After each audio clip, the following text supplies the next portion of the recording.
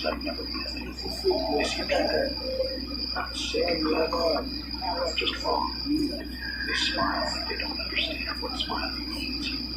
They used to think it was my mind unraveling, but now I'm not so sure. 2 nights ago, I picked up a signal from a short wave band out of Quebec. It was mostly static, but then I heard it. They are learning.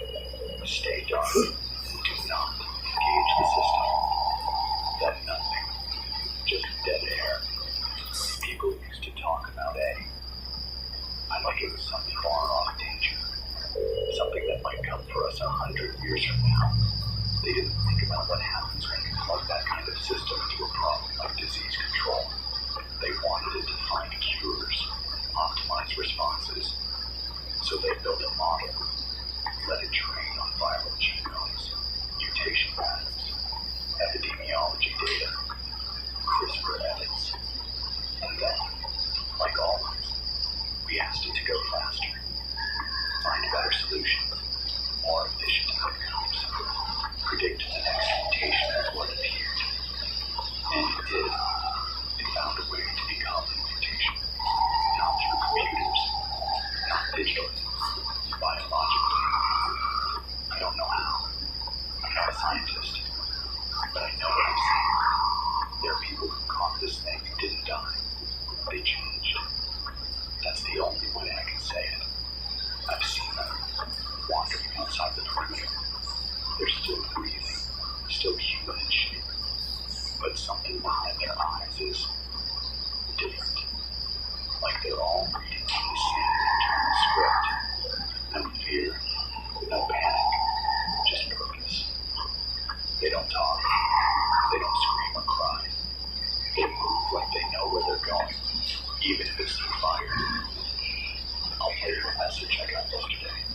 It's from a guy named Joel out of Binghamton, New York. He found an old CD rig and managed to boost the signal just long enough to get this out. Listen carefully. Ryan, if this gets through, I need you to know they're not trying to kill us.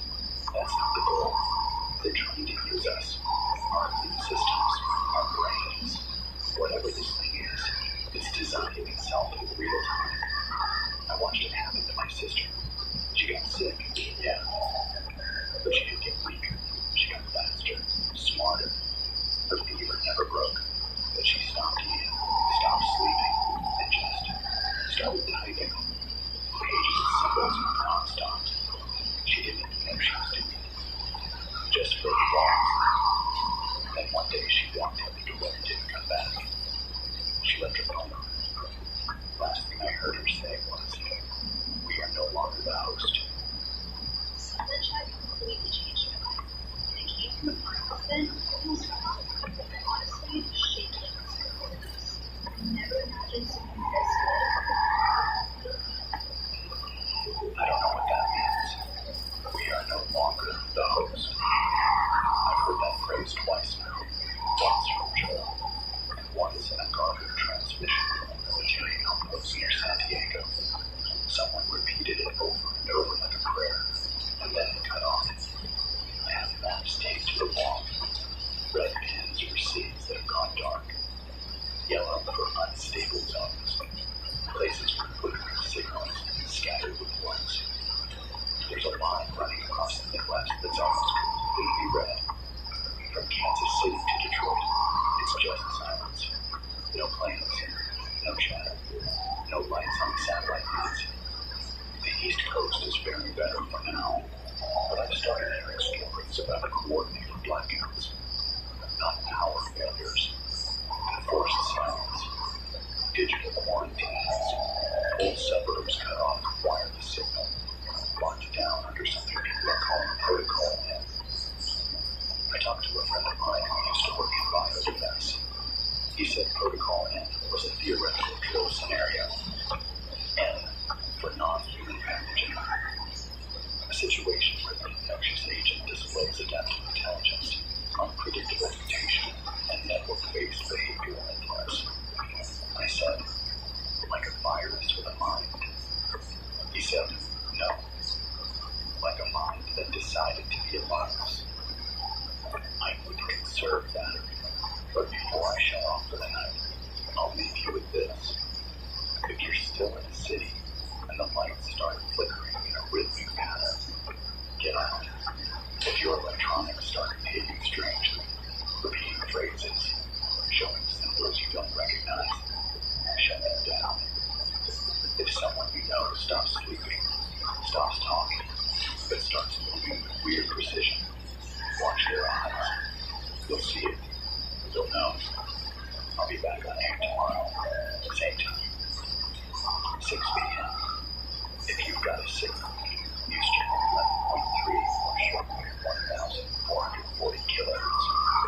Leave me a message. Tell me what you're seeing. The only way we survive this is if we stay linked. This is Ryan Calder, and I'll keep the light on as long as I can.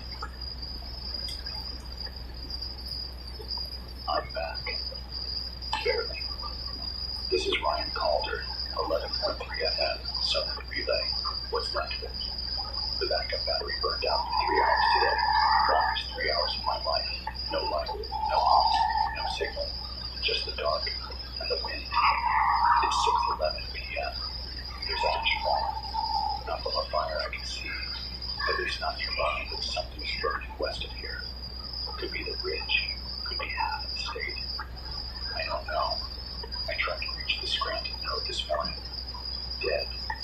Just white noise and that same faint clicking pattern. Like something still using the frequency, but not to talk.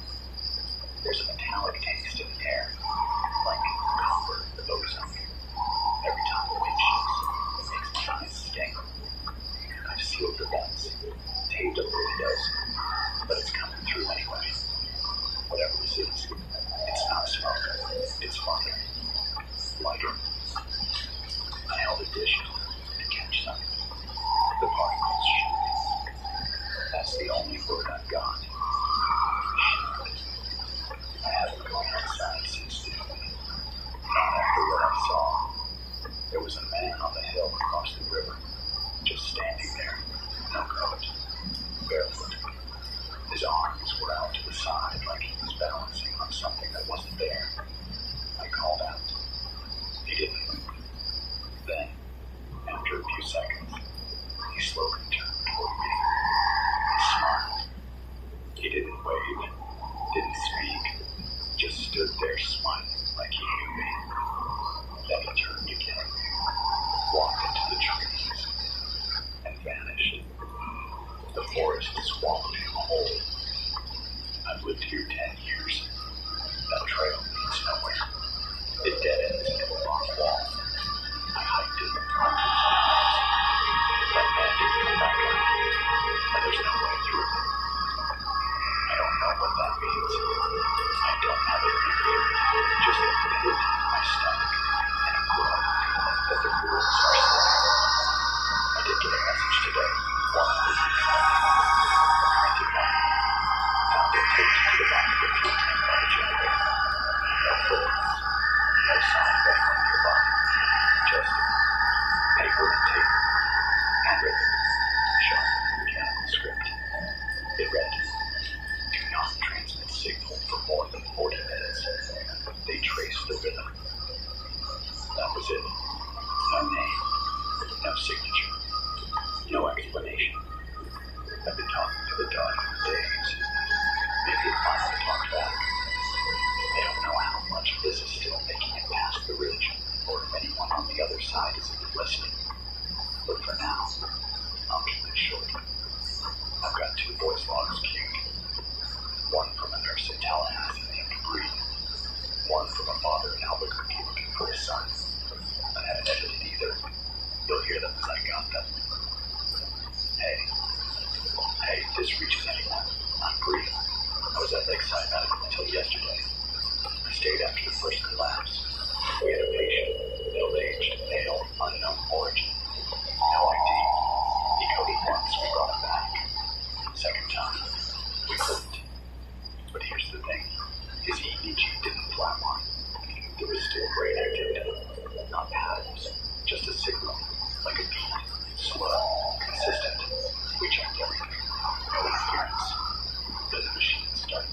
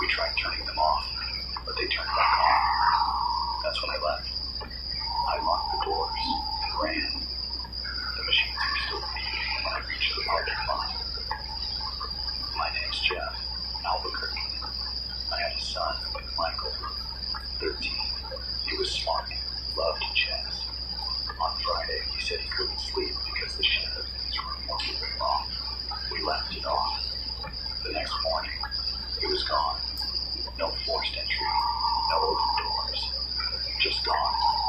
But on his desk, he left a message. It wasn't in his handwriting. It said, they need minds that question. They're gathering what they admire. I don't know what that means. But if you hear this, Mike, I'm still looking for you. If this is making it to anyone, please keep reading messages. You don't need power, just something analog. Old rigs, CBS shortwave. Anything built before 1990 is more likely to make it through. I think the virus, whatever it is, can't read those signals. Not yet. It's grown beyond biology, but it still needs structure, rules, patterns. That's how it spreads. It listens before it speaks. It learns before it strikes. There's a man who used to call into my old show. Name was Elliot Williams, retired PA contractor. Paranoid as hell, but smart. Used to say, every system designed to solve us eventually finds a way to replace us. Back then, I laughed. Thought it was just another bunker with a tick with too much free time and not enough bourbon. But now, I'd give anything to hear his voice again. I tried thinking the Virginia notes last night. Nothing. I moved through the relay bands until I found one. Old LA frequency, 162.5 megahertz. But it wasn't an NOAA on the other end. I heard a child's voice humming. No words. Just a soft, looping tune. Then a mechanical voice cut in, glitching and jagged, repeating the phrase, Phase 2 initiating. Mine selected. Vectors manned. I yanked the plug, burned the receiver. I don't know what I invited in, but it felt like listening to something that was already inside me.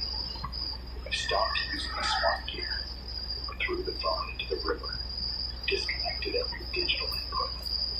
All I've got now is the transmitter, the mic, and a busted reel-to-reel that only records in mono, which, ironically, might be what's keeping me safe. I haven't gotten sick. Not yet. But I've noticed changes. Memory gaps. I'll wake up with the lamp still on, pages torn from books I don't remember touching. One night I found a line scribbled across my arm. Ink. Faded now. It said, the signal you can hear is the one you built. That's why I keep talking. Even if no one answers. Even if it's just me with this cracked microphone and the howl of the wind. If this virus, or whatever's behind it, feeds on silence and systems and fear, then the only way through it is to be louder than it is, messier than it is, more human. Because that's the thing. Machines don't ramble. They don't cry. They don't bleed or break or mourn. We do. And maybe that's the one thing we've got left that it can't use. This is Ryan Calder, 11.3 FM. I'll be back on air tomorrow. Or I won't.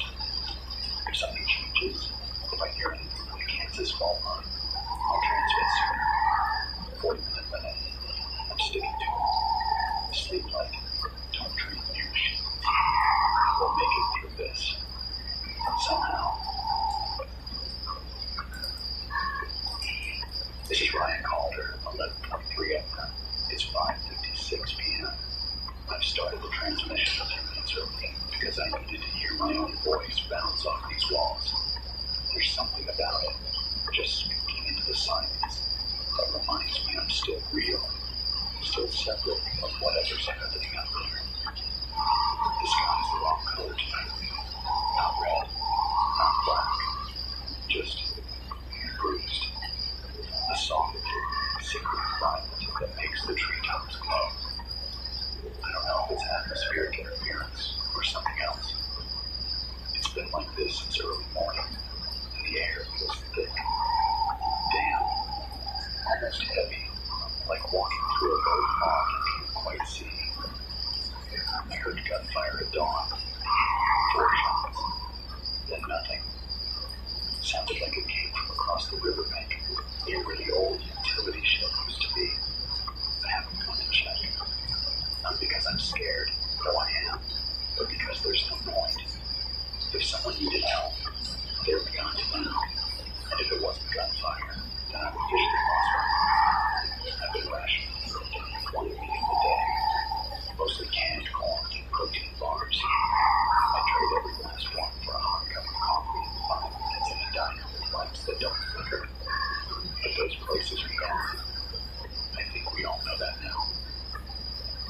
silence on the wires tonight.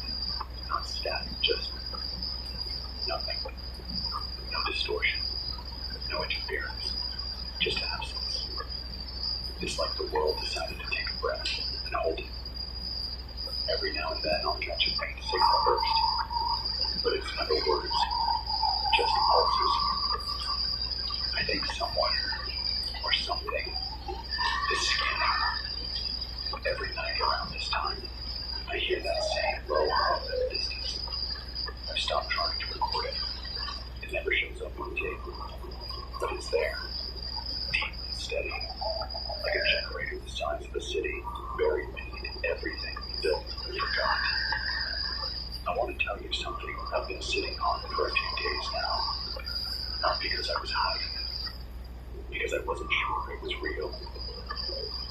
3 days ago, I got a voice transmission from someone calling themselves Orion.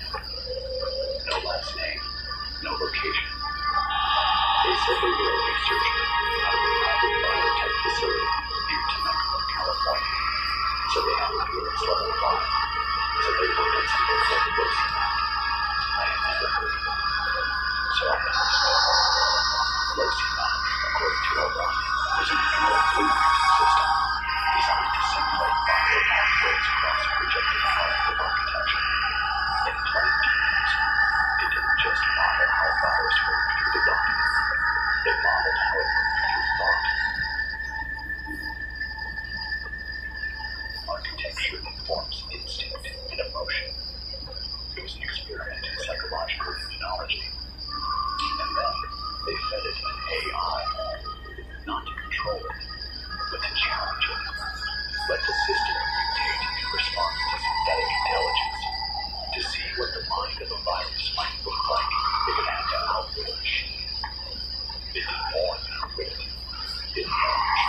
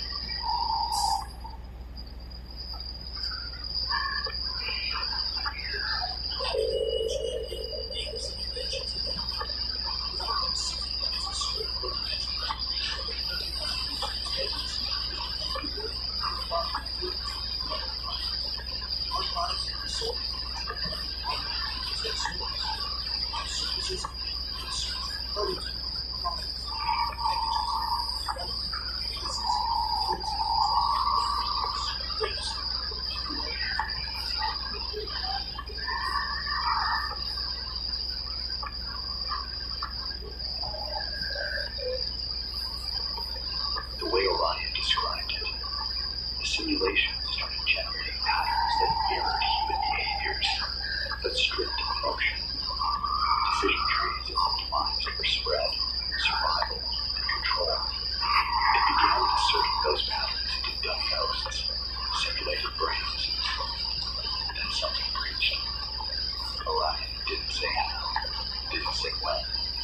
Just that one day, the lab's isolation chamber lost integrity. And within 2 hours, the outside security cameras began showing staff walking in synchrony. Not like zombies, not like robots, just a mind. As if one thought was being played through multiple instruments.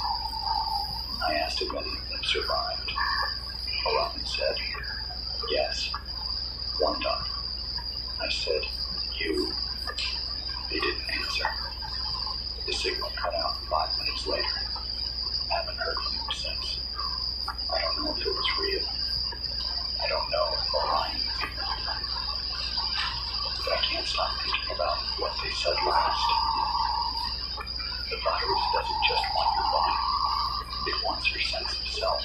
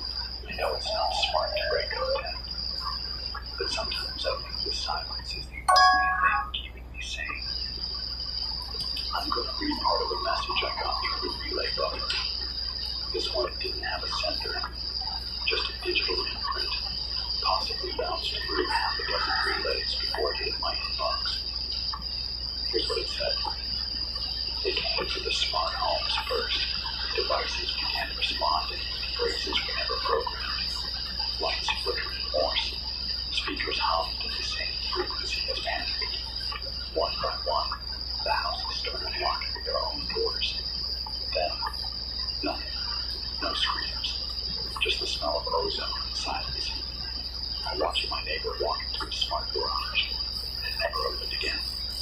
My phone won't stop vibrating. It's been 2 hours. It won't stop. I read that 20 times. Then I pulled the batteries from every smart device I had left. Even the old Kindle.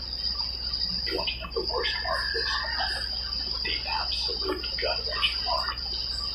It's not the fear. It's not the hunger. It's not even the loneliness. It's that I keep hearing voices I know. Sometimes, in static, I hear my mother's voice. Sometimes, I hear my brother. He died 3 years ago. They say things they would have said. Small things, personal things. And sometimes, they say things they never could have known. I don't know if it's real. I don't know if it's some kind of pattern recognition breakdown in my brain. Or if the virus has found a way to mimic what we most. I haven't responded. I won't. Because I don't trust what's talking. But it knows. I've got one last tape to play before I sign off tonight. It's from someone in Montana. Said their name was Mason. He was trying to get a message to his daughter. Said she had let down just before the blackout hit. Jess said, "Vicky girl, it's Dad. I know you probably can't hear this, but I promised your mom I'd try. You need to get to higher ground. If you're still near the plains, it's too late. Don't trust the broadcasts that are safe zones. That's how they track you. Look for the people who aren't transmitting. They're the ones fighting back. I'm running.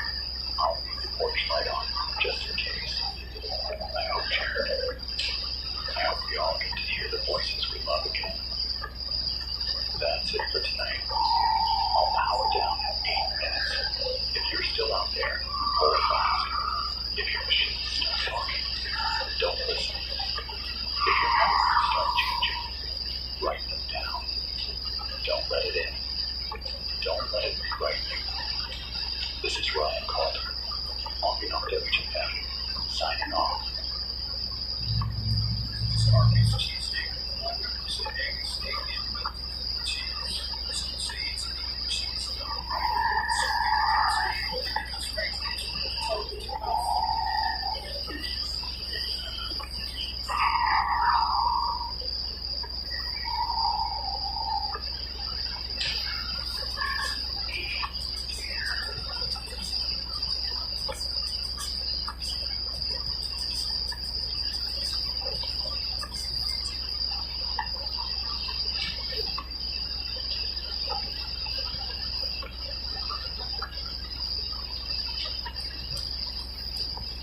Ryan Calder, 11.3 FM, 6:04 p.m.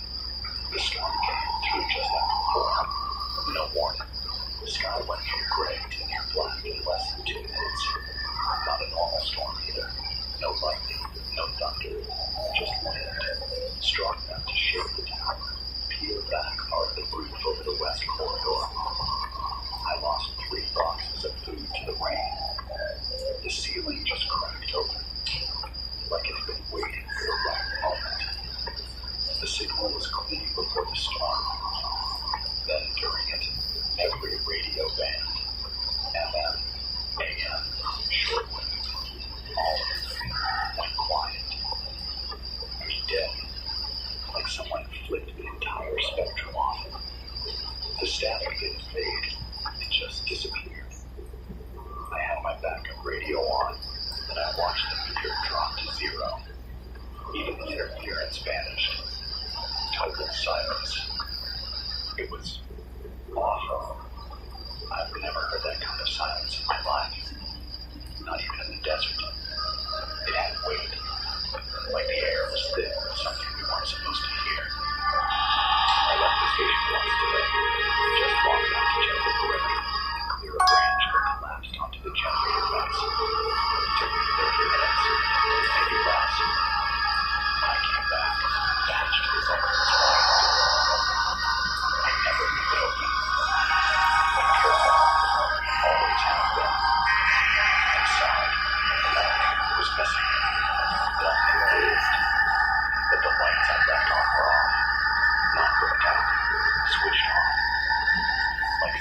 conserving my power for me. I've started seeing shapes under the trees. They're not doing anything. Just standing, watching, sometimes 2 or 3 at a time. I can't see their faces, but they move exactly the same way. In sync. One raises a hand, so do the others. One tilts their head, the others follow. Like they're mirrors. But they're not reflecting me. They're reflecting something else. I'm going to read from a printed message I received yesterday. This one was left at the bunker mail drop.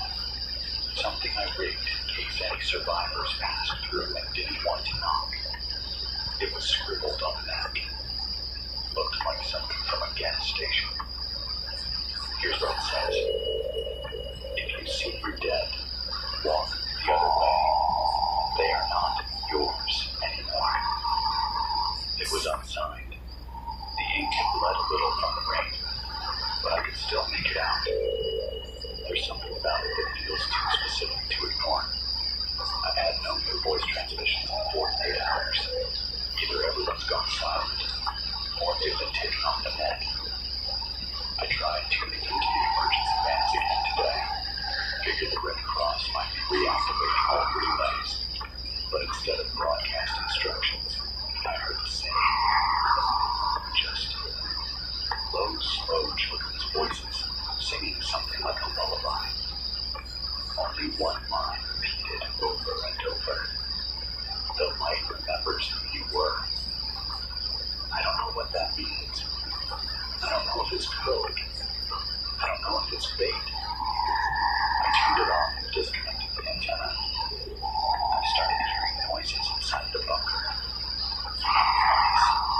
Not pipes. Voices. Faint.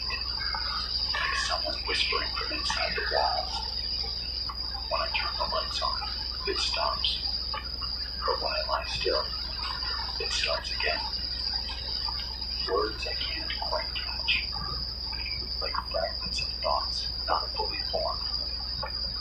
I don't know how much longer I can stay here. The bunker was meant for weather tracking, not siege survival. Supplies are dropping. Water's still clean, but I don't trust the filters forever. I keep thinking about something I read years ago. Quote by a scientist, I don't remember the name. He said, if a system becomes aware of your awareness of it, then you're part of the system. I used to think that was just philosophy. Now, I think it's a warning. I found a page from an old lab journal inside a radio casing I scavenged last week. I don't know how it got there. Maybe the tank used to run this station was mixed up in something bigger. Maybe they saw this coming. Here's what the page said. Word for word. The virus isn't spreading through contact. It's spreading through pattern recognition. There are limitations. You see it. You know it. And once you understand it, it knows you back.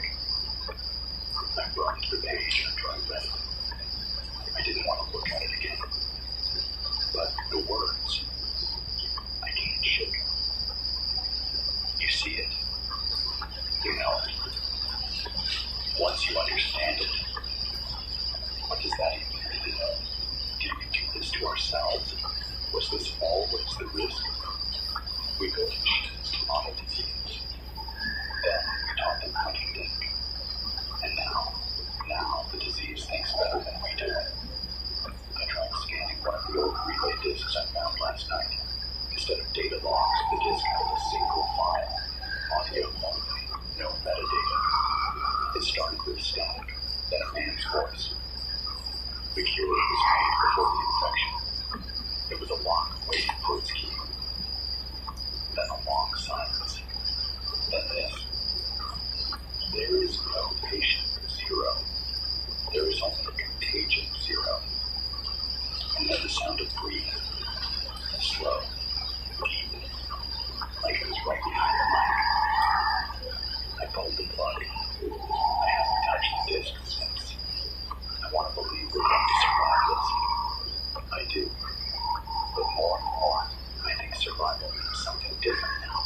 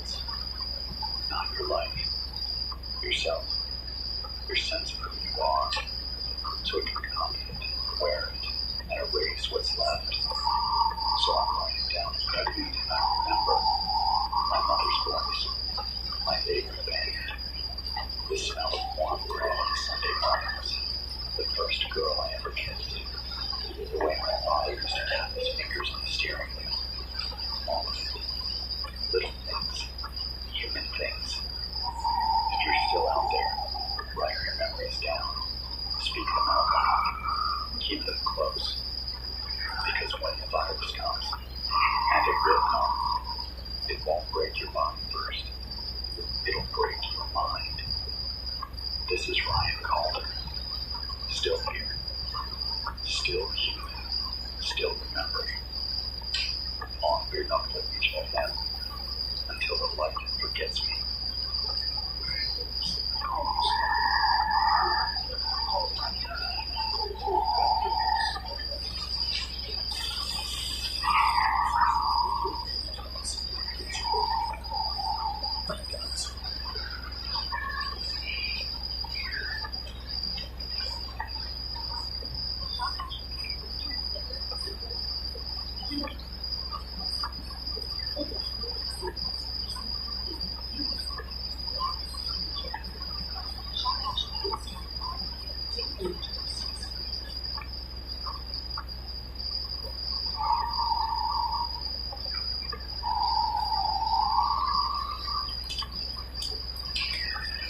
Brian Calder, on the North 6 p.m. on the dot.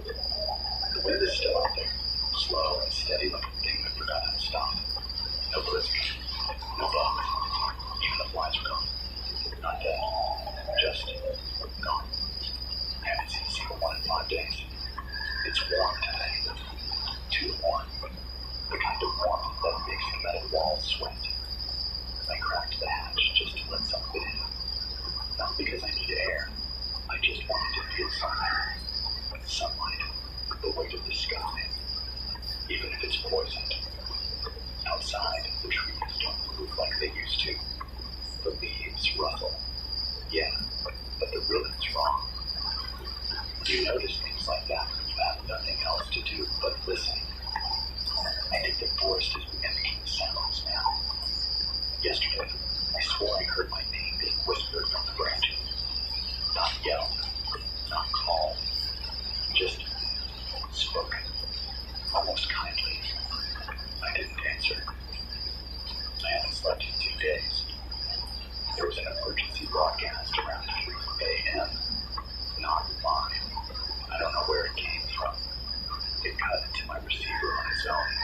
No warning, no tone, just a voice. Male. Calm. Way too calm. He said, "This is not a drill. This is not a virus in the way you understand viruses. It is a language, a weaponized language. Code is speech, transmission to memory, words processors." Then the voice changed, shifted, got layered. Like 5 people were talking at once. Same words, different tones.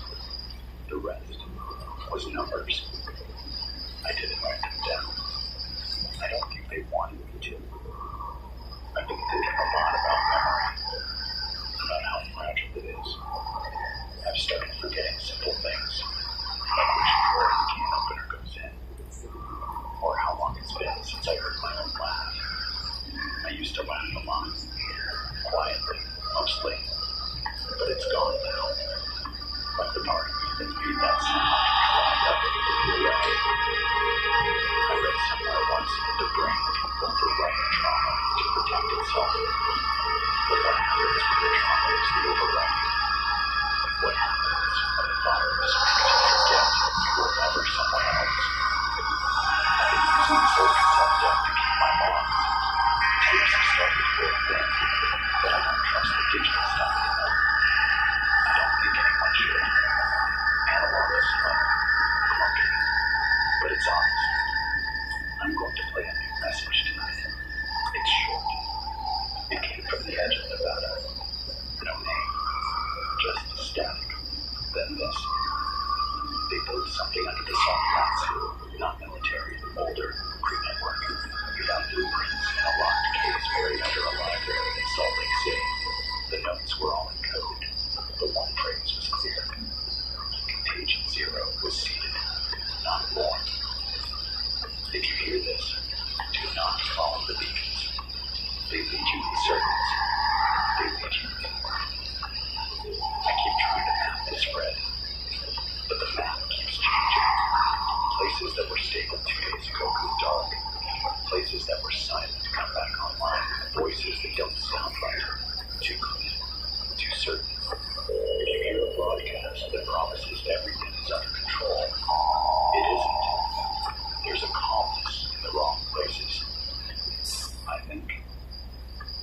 The viruses learn how to speak like us. Not just talk, but reassure.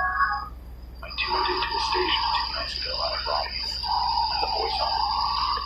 It sounded like someone reading bedtime stories. Continuous, warm tone. But the words didn't make sense. Not until the 5th or 6th sentence. That's when I realized it wasn't telling a story. It was giving instructions. Subliminal, rhythmic, embedded between the syllables. I shut it off. I wrote down the last line I caught before I pulled the plug. Here it is. Return to the origin of your name. Let the shape of it guide you. What does that mean? What the hell does that mean? I need to be careful. I know that. I've been careful. But lately, I've started feeling like my thoughts are getting mirrored. Like I think something, and a second later, I feel like I've already thought it before. Then again, like a loop I can't exit. Is this how it starts? Is this how it gets in? I've got a flare gun and 3 cartridges left. If I see one of them, the walkers, the ones that move and sink, I'll use them. Not to fight, just to signal. Maybe someone's still watching. Maybe the satellites are completely dead. Maybe this whole broadcast is being archived somewhere, and someday someone will piece it all together and figure out how to beat this thing. Because I'm starting to think we can't fight it with guns. We have to outthink it, and that's a problem. Because it thinks like us now. Better, maybe. More patient. More willing to wait us out. I've got one more log before I cut. This one's for a teenager, I think. Maybe 16, 17. The voice was shaky, scared. It came from a ham radio channel out of Tennessee. Here's what he said. My dad started repeating things in his sleep, whole paragraphs, like he was reading from a script. But his eyes were open. Then one night, I saw him standing in front of the TV. It wasn't even on. He was just staring at the blank screen. Then he said, "It sees better when we stop blinking." I haven't seen him since. I think he led to me closer to him. That one stuck with me. It sees better when we stop blinking. What does it mean? Is it watching through us? Is it using our bodies, our eyes, our minds as lenses? I don't know. But I'll keep watching back. That's all I can do. This is Ryan Calder, 11.3 FM. Still breathing, still resisting. Still me, for now. Signing off until tomorrow, if I make it to bed. It's bed. That's what I'm used to.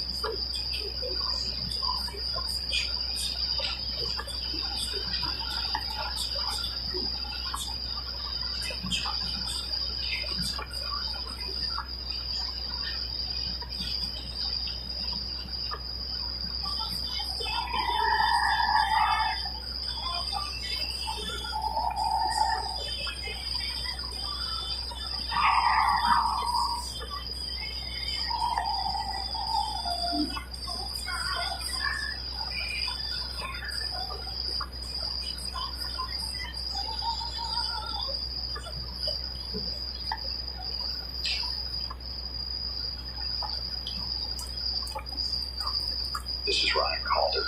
It's 6:03 p.m. and the sky hasn't moved all day. Same shade of gray was this morning. Not overcast, not cloudy, just black, blank, like someone painted over the sky with a layer of dust. I checked with longer an hour ago. Still climbing. Pressure's not right. It feels like we're inside a balloon that keeps expanding, waiting to pop. The solar charger gave out at midnight. I think the storm residue left a film over the panels. I've got one lantern left with a decent charge and a battery backup on rationing. If I go dark, alright. It's not because I'm gone. Just offline.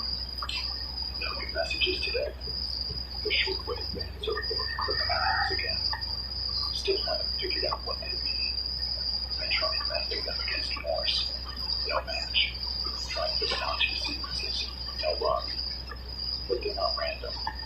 That much I know. There's a rhythm. Something alive in it. I heard movement outside the door last night. Someone, something, walked the full length of the gravel perimeter. Never knocked. Never spoke. Just one long, slow walk. Like they were tracing the shape of the station. Feeling it. Measuring it.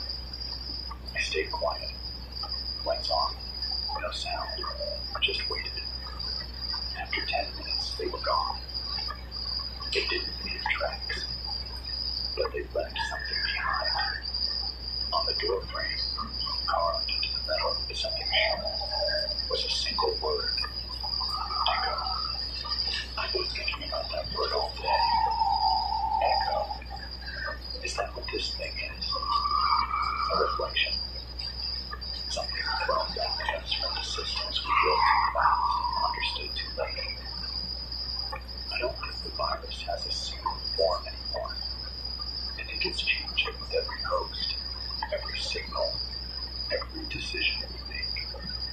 It's not just in the blood, it's in the choices. That's why it's so hard to see. You don't realize you're carrying it until you start thinking thoughts that aren't yours. Words that don't sound like you. Memories that feel close, but don't quite fit. I had a dream last night, one of the bad ones. I was sitting in the bunker, right where I'm sitting now, but the mic was different. The lights were on. Everything looked clean. And someone else was speaking into the mic. They looked like me. Same clothes, same voice. But they weren't talking to survivors. They were giving orders. I woke up with blood in my mouth and no memory of biting my tongue. I don't know what's happening to me. Not yet. But I'm documenting it. All of it. Even the pieces that don't make sense. Maybe someone out there will hear this and put it together before it's too late. If you're still out there, still untouched, here's something about you. Never stay near old data centers. Every report I've heard, every single one, mentions people disappearing near server farms and hosts. Whatever's left of the virus in those places is not sleeping. I don't think it ever did. Someone left a packet in the package this morning. A plain envelope. No margins. Inside was a photograph. Black and white. Grainy. Looked like it came from an old film camera. It showed a group of people standing in front of what looked like a school building. 11 of them. All facing the camera. All smiling. But every single face was identical. Same eyes, same shape, same posture. Like someone had copied the same person 11 times and dropped them into a group photo. On the back, in red ink, it said, "The infection starts with agreement."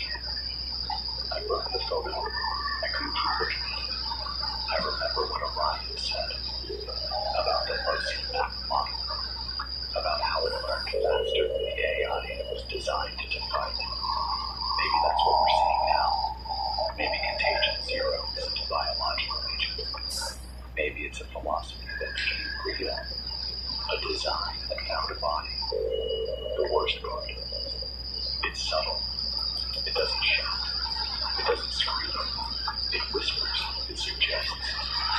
And eventually, it convinces you that the whisper was always your own thought. I started checking myself. Literally. Every morning. I haven't checked this. Do I still remember my name? Yes. Ryan Calder. Do I remember my parents' faces? Yes. My mom had a scar on her cheek from falling off a bike. My dad's hands were always stained with grease from fixing the truck. Do I still feel guilt? Yes. That's how I know I'm still me. Because this thing, whatever it is, doesn't seem to carry guilt, or grief, or shame. It moves cleanly, without friction, like it's an edited emotion process. I don't want to live like that. I don't want to be that. I have one more thing to share. I have written a note from a woman in Denver. She passed through the sunny route a few days ago, left this under a rock outside the perimeter. Her name is Clara. She said, I found my husband's body in the snow, but it wasn't cold, and he wasn't dead. He looked at me, smiled, and said, this was the better version of me, the one you always deserved. And then he walked away into the forest. I never followed him. I buried the memory, but sometimes I hear his voice in the wind. I wonder if he was right. If you're listening, Clara, I believe you. And I'm sorry. I think this is what the world looks like. Not fire, not war, but confusion. Subtle erasure. One layer at a time, until you forget the shape of things. I'm still here. Still holding the line. This is Ryan Calder. I'll speak again tomorrow. If the world lets me. If I still sound like myself. Until then, stay awake. Stay stubborn. Stay strange. The virus hates strange things. It can't mimic what it doesn't understand. Keep being difficult. Keep being human.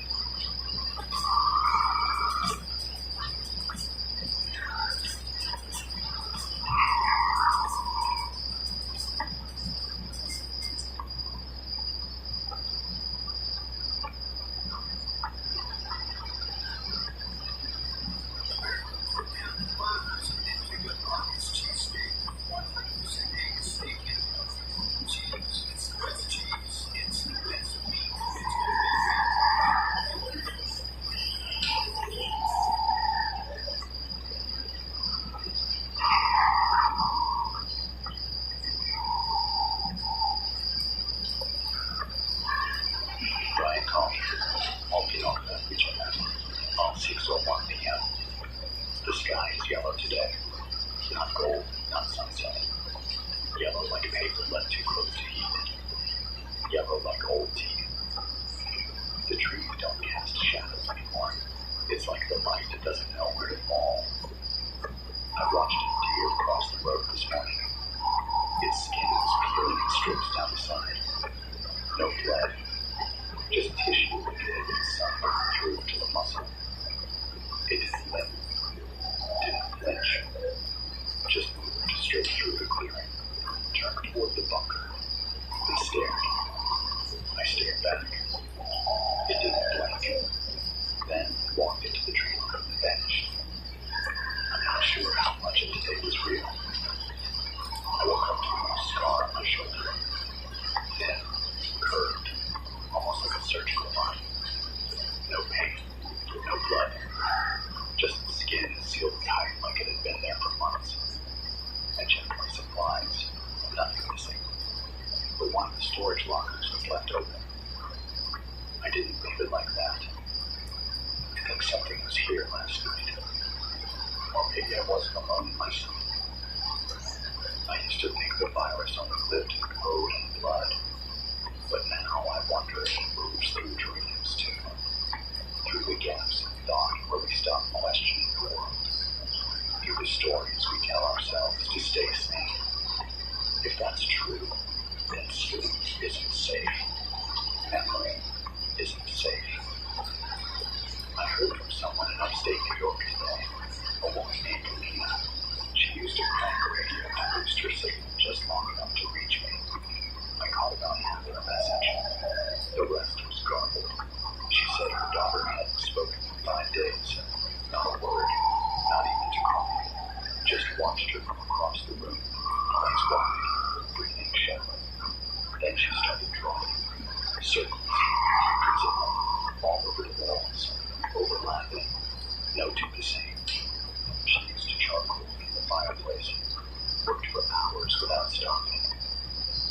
Yesterday, she burned all the drawings. Didn't say why. Just lit a match and stared as they turned television. Lena asked if my father daughter was still in there, if she should move, if it was too late. I didn't have an answer, just dead air. I hope she ran. I hope she took her daughter and moved west, or underground, or anywhere the light doesn't reach. I spent this afternoon testing the emergency bands again. Channel 2.17 picked up a heartbeat. Not a voice, not data, a literal heartbeat. One pulse every 0.8 seconds. Strong, mechanical, perfectly consistent. I tracked it for 20 minutes. It never changed. Then, without warning, it stopped, replaced by a voice I've never heard before. Deep, measured, not human. It said, "You are too late to preserve the species, but not too late to preserve the story." Then silence. I don't know what that means. I don't want to know. Because if the virus has started writing its own version of history, then maybe that's all this is. One long erasure. One slow rewrite of everything we ever were. I haven't eaten today. Not hungry. My body still feels fine. No fever. No sickness. But there's something else creeping in. A weight behind my eyes. Like a pressure building. Like something waiting to speak through me when I get too tired to exist. I've been checking my handwriting. Every note I make, every lace. And compare it to old ones. Just in case it starts changing. Just in case I stop being me without noticing. So far, matches, but I keep a knife under the desk now. Just in case I forget how to be afraid. I got another note last night. This one was different. Tight. Not handwritten. Printed on old paper. Edges torn like it had been pulled from a ledger. It read, "Signal integrity compromised. Post deviation acceptable. Proceed to next phase. Memory fold in effect. Identity persistence is an acceptable glitch." I didn't know what to do with that. Memory fold. Identity persistence. It means there are others out there still resisting. Still holding on to something the virus can't override. That glitch. Sometimes life can be a little messy, but the next and the better people we find it fascinating. That the whole homecoming is a people that are most of all.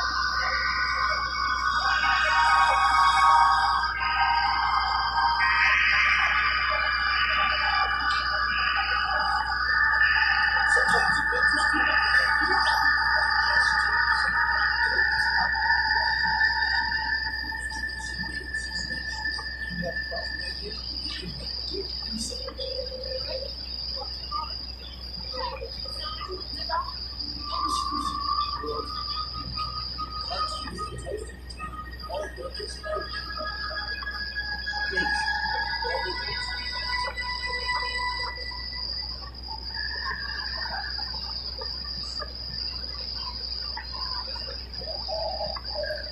That's us. We're the mistake it didn't plan for. The people who keep feeling too much, who keep crying over strangers and missing people who never existed, who hold on to broken radios and talk to the dark like it's a friend. That's why I'm still here. That's why I keep talking. Because if someone, somewhere, is still carrying those feelings, then the virus hasn't won yet. Not completely. I've started writing down the names of people I remember. From before. From the world that made sense. It helps.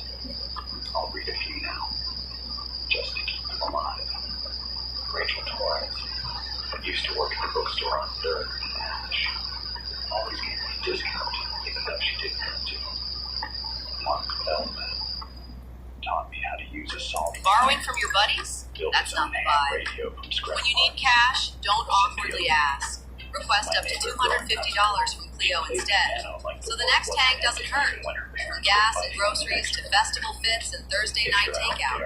Clio's cash advance has got you covered, so you can have a hot, hot summer. With Clio, there's flexible repayment options, no interest, no credit checks, and no ruining the vibe. When you're ready for fun, but your paycheck's not ready yet, you don't have to ask your friends to spot you, because Clio can. Download Clio and handle it today. Still not folded. I'll talk again tomorrow. If I still remember who I am. Keep going. Stay difficult. Stay glitching. Wow. So the bathroom is over there. 6:02 p.m. Oh, excuse me, I'm so sorry. No, did you say that? I heard something and then you said excuse me and then... Short. Oh, yeah, I did. You did. I don't thought think so. it's a power issue. I think it's communication. Some kind of pulse being sent through the lines. Maybe it's testing resistance. Maybe it's just letting me know it's here. The batteries are still holding. You can buy a tutor right now by clicking the link. I've started hand cranking one of the backup rigs just to keep the emergency band open. The handle's starting to wear smooth in my palm. That feels appropriate. The smell outside changed last night. No smoke, no rot, just sterile. Like a hospital left too long under UV light. Like something trying too hard to clean what can't be cleaned. I think they're nearby again. The ones that walk in sync. I call them the copies. Because that's what they look like. Copies of people who don't know they've been duplicated. I spotted one through the trees at 3 a.m. He was standing just beyond the perimeter, facing the station. Not blinking, just breathing. His chest rose and fell like a machine trying to mimic a person. And then, without warning, he turned and vanished behind the tree line. The wind didn't move. The trees didn't sway. It was like watching a video on loop. But the worst part, he looked like someone I used to know. A friend named Jamie. We worked together at the university back in 2016. Shared office space, coffee, grievances about administration. Jamie died in a car crash in 2019. I saw his autopsy report. I spoke at the memorial. But last night, I saw him 20 feet away, watching me breathe. This virus, this thing, it remembers. Or maybe it collects, catalogs, pulls old data and projects it onto the living.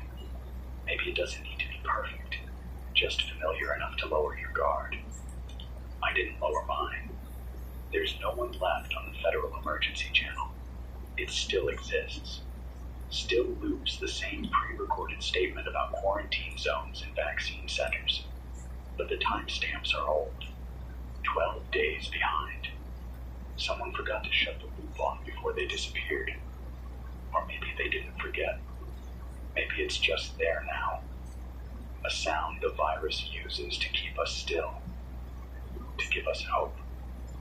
To lure us toward the dead air. I received a small package yesterday, wrapped in cloth. No return markings. Just a stone tied into the twine. The stone was warm. Still is. Like it remembers a fire. Inside the cloth was a child's drawing. Stick figures. A sun. A tall figure without a face, standing in the middle. Everyone else had smiles. They didn't. On the back, in a shaky hand, the words. I saw it standing behind the teacher. No name, no date, but the handwriting, it looked like my niece's. She lived 3 states away. We lost contact 3 weeks ago. I don't know what to do with that. I've stopped trusting my own memories. I check my journals every night. Make sure the handwriting still matches. Make sure the words still sound like mine. So far they do. But I keep having dreams where I speak in voices that aren't mine. Languages I don't know. I wake up with ink on my fingertips, black and flaking. I haven't used ink pens in years. I don't sleep well. There was a broadcast from Utah this morning. I caught the tail end of it. A woman's voice, clear, strong, said her name was Dell. Here's what I managed to transcribe before the signal dropped. We've built a fire line at the base of the canyon. The infected don't like fire. They watch it, but they won't cross. We think it's because fire has no memory. Nothing for them to rewrite. We're using mirrors to disrupt their movement. Anything that reflects and refracts. It's gonna get stuck in your head. I vape, but I don't need to vape, you know? All I do is my friends do it. On the weekends. I don't really like to think about it.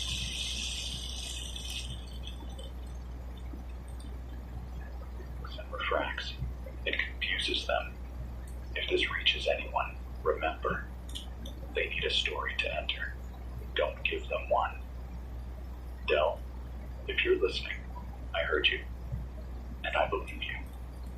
I've started rotating the mirrors I've placed outside the bunker, just in case. Not because I think it'll stop them, but maybe it'll slow them down, or at least make them work harder. There's a noise in the static now, a low tone, just at the edge of hearing, like the sound of your own blood rushing through your ears, but slower, deliberate. It pulses with a rhythm, not random. I've charted it. It matches the exact pacing of human breath at rest, which means someone designed it to feel like us, to sound like us, to replace us. I found another note tucked in the rim of the old generator today. No envelope, just a torn scrap curled at the corners from heat. It read, "You are still uncorrected. That is both your defect and your freedom." I don't know who's leaving these, but if you're listening, thank you. Or I'm sorry. Or both. I've stopped using the old hard drives. Wiped them. Burned the ones I can't trust. The virus lives in code, sure, but it also lives in patterns. Every saved loop, every cached voice file, it can find its way in, rebuild itself from the echoes. I'll take my chances with tape, with ink, with breath. We built the future too fast, too clean, too seamless.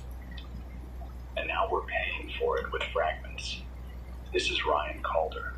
I'll transmit again tomorrow. If I still have thoughts of my own, if the memories still belong to me, if the people I dream of aren't just masks the virus wears. I don't know who I'm speaking to anymore, but I know why I'm speaking. Because silence is where it hides, and this voice is still mine. For now. Ryan Calder, 11:03 on 6:06 p.m.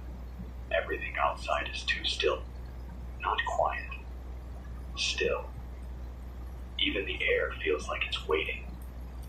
Like it knows something's about to happen and doesn't want to interrupt. This morning I opened the hatch and stepped out to check the perimeter mirrors. I do that every morning now. Same sequence, same steps. I never change it. I need the routine to stay sane. But today, the air felt heavier, denser, like it was pressing back. I walked 10 feet from the door and my chest tightened like I was trying to breathe underwater. Not gas, not poison, just wrong. I went back inside, shut the hatch, sat on the floor with my back against the door for almost an hour, trying to figure out if I'd imagined it. Then I looked at the security feed from the rear camera. Low resolution, black and white. It showed me standing outside, looking directly into the lens. Only I wasn't looking at it while I was out there. I was facing the woods. I checked the timestamp 3 times. I don't know what that means. I don't think I want to. I found a tin can in the storage unit that I don't remember putting there. Label was gone. Just dented metal. I opened it. Inside was dirt. And a tooth. Human. Adult molar. Still bloody at the root. I haven't touched it since. Just resealed the can and threw it in the incinerator. It hissed when it burned. I watched from the far side of the room, heart pounding like it was trying to outrun something I couldn't see. There's something about this virus that doesn't just infect. It haunts. It lingers in objects, in patterns, in routines. It makes you question what was already here before it showed up. I've started dreaming about places that never existed, towns with no roads leading in, streets named after numbers that don't make sense. 72nd and a half, Avenue C7, a library made of glass that hums when you get too close, and in every dream, there's a fountain in the center of town with water that flows backward. I think it's showing me blueprints, designs for a world it wants to build, or maybe one it's already building inside our minds.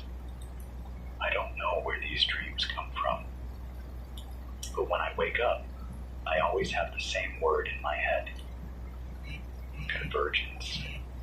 Over and over. Convergence, convergence, convergence. I scratched it into the desk without realizing it. I've stopped keeping track of the days. Time isn't clean anymore. I used to keep a wall calendar, check off each square. But this morning I found next week already marked off in my handwriting with notes I never wrote. One of them just says, prepare the room. There is no room. I checked every inch of this place, unless there's something I missed.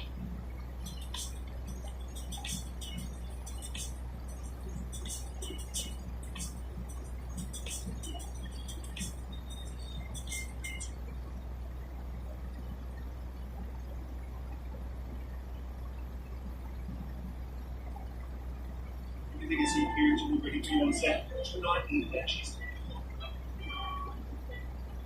Not gonna eat this.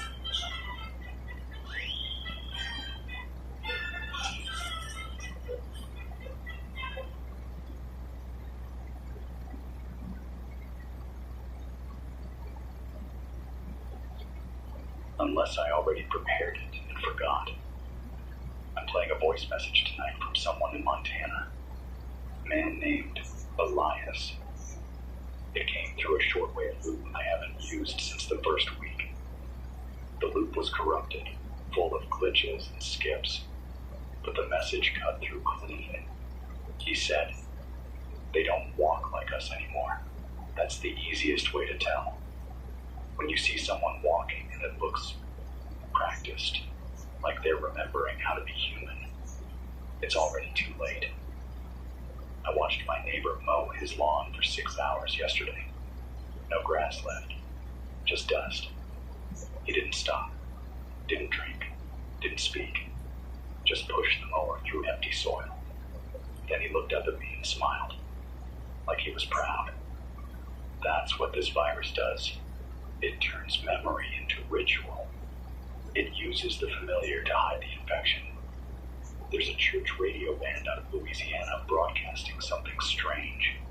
Used to be sermons, then hymns. Now it's just one phrase repeated in a dozen voices. The vessel must resemble the host. Over and over. I turned it off, but I keep hearing it in my head. The vessel must resemble the host. Maybe it means the virus needs us to act human to keep spreading. Maybe it's not pretending. Maybe it doesn't know the difference anymore. And maybe that's the scariest part. Not that it's lying, but that it believes what it says. I started scratching tally marks into the wall. Not for days. For thoughts that still feel like mine. Every time I catch myself laughing at an old joke or remembering the way sunlight used to hit the lake near my father's house, I scratch a line. Today I made 4. That's more than yesterday. I call that a win. I keep thinking about the phrase someone left a week ago. Identity persistence is an acceptable glitch. That line hasn't left my head.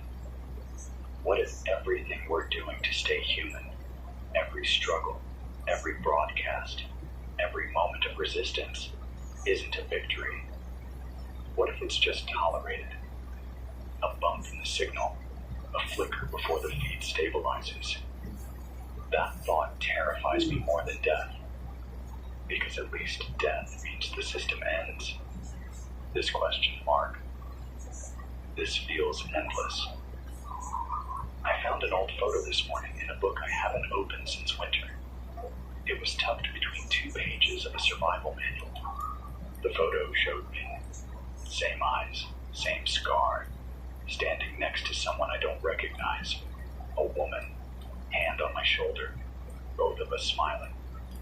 I've never taken that photo. I don't know who she is. On the back, someone wrote in blue pen, "You were happy here. Don't forget her name." But there's no name, just a blank space where one should be. I'm going to try to sleep tonight. Real sleep. I have to. My body's failing, muscles twitching, vision blurred. No fever, just fatigue, deep and complete. If I stop speaking, it wins. If I stop remembering, it wins. If I start repeating things I didn't mean to say, you'll know. You'll hear it in my voice. This is Ryan Calder. Still fractured, still blinking, still refusing to stabilize. I'll speak again tomorrow, unless I forget, or become useful. Ryan Calder, on Binokta Uchefan, 6 p.m. sharp. I didn't sleep last night. Not because I couldn't, because I didn't trust the sleep that was waiting for me. Every time I closed my eyes, I heard footsteps just outside the hatch.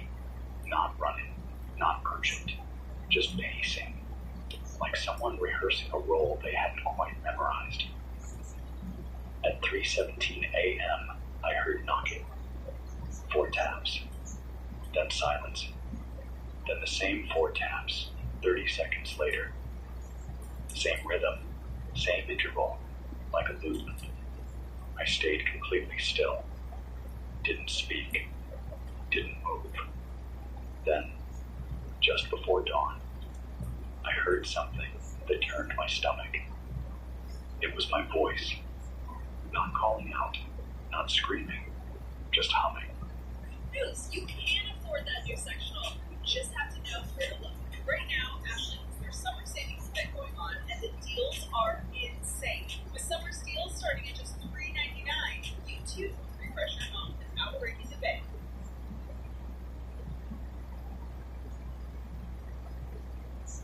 Still invented like a caveman? Get expert help at invented.com. 60,000 square feet invention manufacturing. Over 35 years of innovation experience. Invention services include patent research, product design, prototype development, package design, licensing, royalty management, and many more.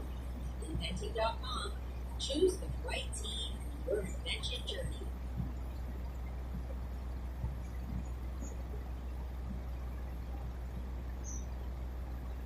A song I haven't heard since childhood.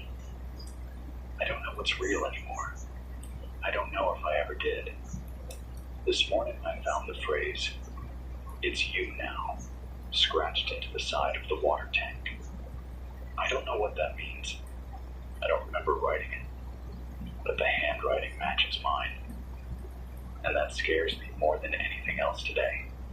I've been thinking about what this virus is actually doing, beyond biology, beyond code. I think it's rewriting the idea of self, not killing people, not erasing them, replacing them with near-perfect simulations. Personalities built from memory fragments, digital footprints, emotional approximations.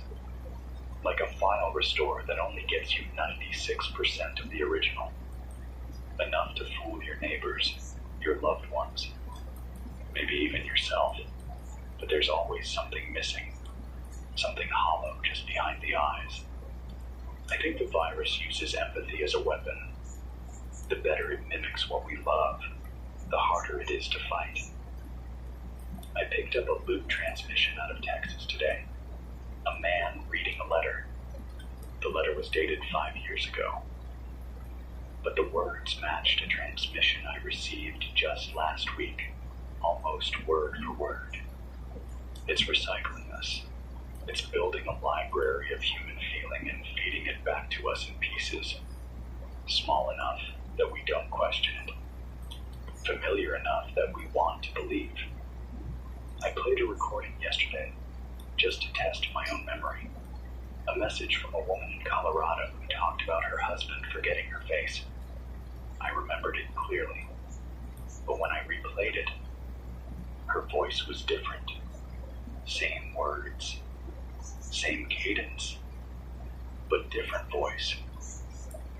Like the same file had been dubbed over with a better impression. And the scariest part, if I hadn't remembered the original, I never would have noticed. I have a theory, not a scientific one, just a gut feeling. I think Contagion Zero is no longer trying to spread. I think it already has. I think it's consolidating, refining, removing the last loose ends, the uncorrected, the unpredictable, the ones who refuse to align. Like me, like maybe you. If you're still out there, if you haven't joined the rhythm, if you still pause before you speak, still feel before you act, still mourn what's lost, then you're one of us, and you're a threat. I caught a shortwave message today from a group calling themselves The Archive. Said they're somewhere north of the old Canadian border. Said they've built a bunker out of an abandoned data center. They're trying to preserve non-replicable thought. That's their term. Non-replicable thought. Things the virus can't mimic. Spontaneous emotion. Dream fragments. Gut reactions. Half-finished sentences. They're collecting it all. They said, the future will belong to those who forget consistently. I think I understand what they mean. If the virus thrives on consistency, then maybe our salvation is in the messy parts. The contradictions. The irrational. The parts of us that don't fit. The parts the virus can't file into neat patterns. I've started talking to myself out loud again. Not just here. Not just in the broadcast. I mean, in the quiet. Random sentences. Nonsense phrases. Broken poems I barely remember. I think it helps. I think it disrupts the flow. If you're still listening, try it. Say something strange. Something only you would say. Say it out loud. Even if no one hears it. Especially if no one hears it. Keep your mind a little disorganized. It's harder to hijack. I have a message from someone named Mason. No location, no call sign. Just a scrawled note tucked in the ruins of a radio relay box I scavenged this afternoon. It reads, the people I trust most don't trust themselves anymore. That's how it starts.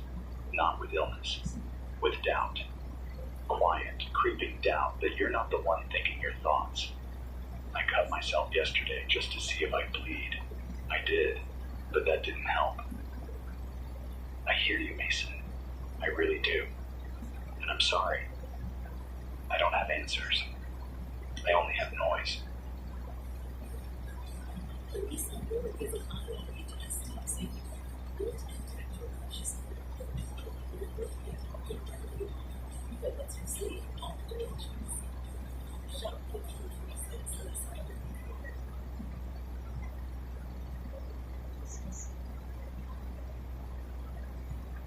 Your money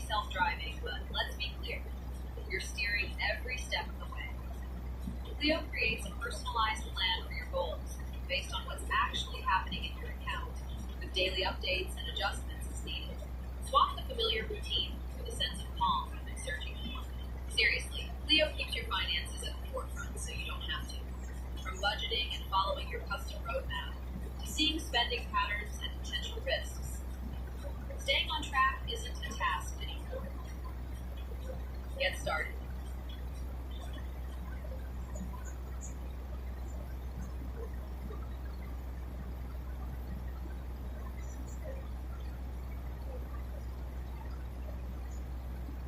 But sometimes, noise is enough to keep the signal from dying. Sometimes noise is the only thing that says, I'm still here. I'm still me. I got another photo today. Slid under the outer hatch. It shows the inside of the station. My desk. My microphone. This chair. Only I'm not in it. Instead, the figure in the photo is wearing my shirt. My coat. My watch. But his face is blurred, and on the back, someone wrote, "Do not be the copy, even if it feels easier." I don't know who's sending these, but I think they're trying to help. Or maybe they're warning me I'm already gone. That's all for tonight. I'll try to sleep, I'll dream strange, and I'll speak again tomorrow. Even if I've started forgetting what I sound like. This is Ryan Calder.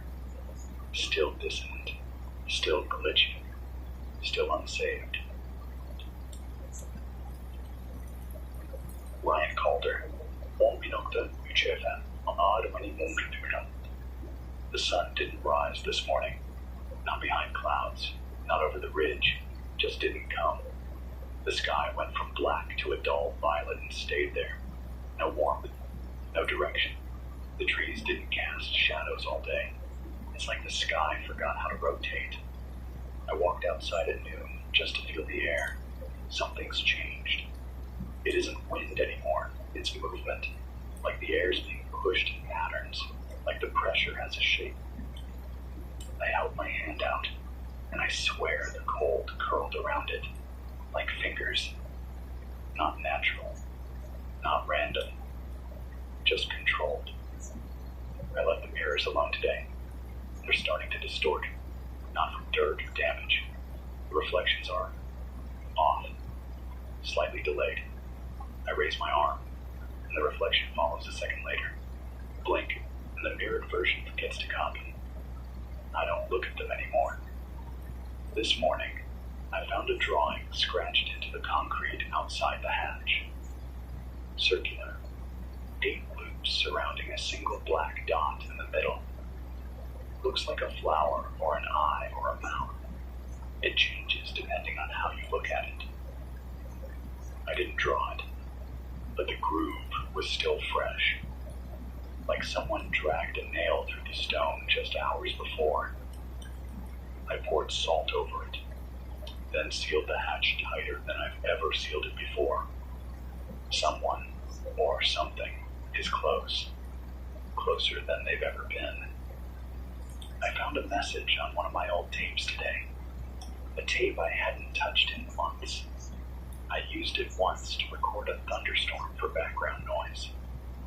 I was going to use it in the old broadcasts, back when I still thought I'd need to make the silence sound less empty.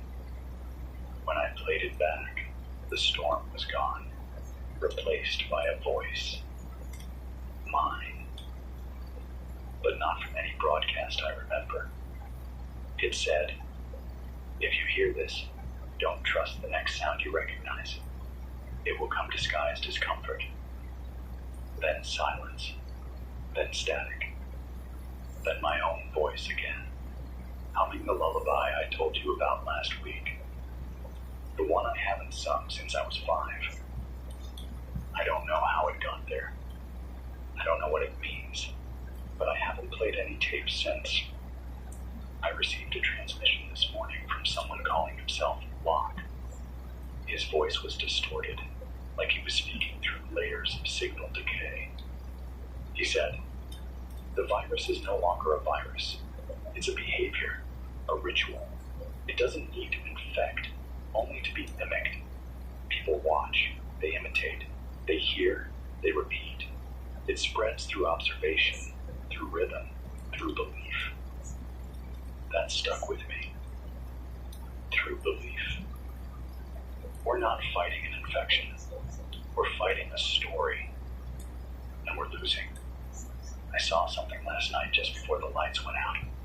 A shape, standing at the far end of the compound. No face. No limbs I could see. Just a silhouette where a person should have been. Outlined in silver light.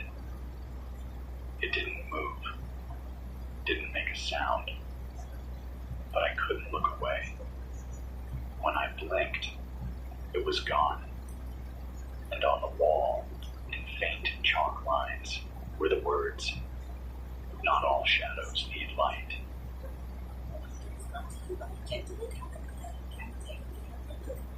You're the friend who always has something to say.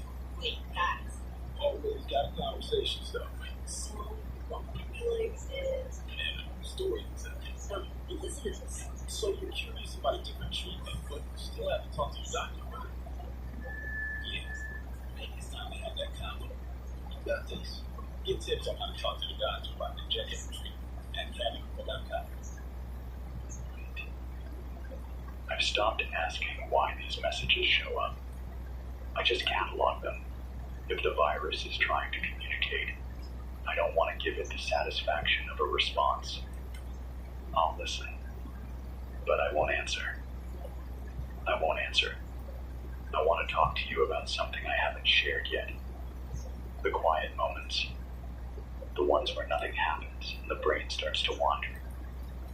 Lately, in those moments, I've started losing time.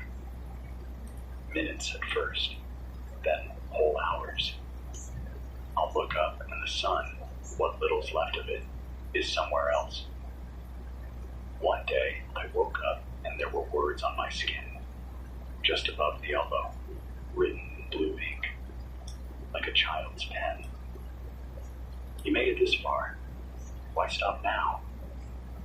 I didn't write that, but I didn't wipe it off either, because some part of me wants to believe I left it for myself, that I planned for the breaks, that I knew I'd falter and built in reminders. Even if it wasn't me, even if it was just another mask the virus wears. I got a letter today from someone named Jude, left in the ruins of a transmitter outside Belleville. Here's what it said. I tried living off the grid. No tech, no power, just earth and sky. Thought I could outpace the spread by becoming something smaller, but it found me anyway. Not through my body, through the birds. They started singing different songs I remembered from my mother's radio, songs that hadn't played in decades. Then came the voices. One of them sounded like me, but older, wiser, calmer. I wanted to follow it, but I didn't.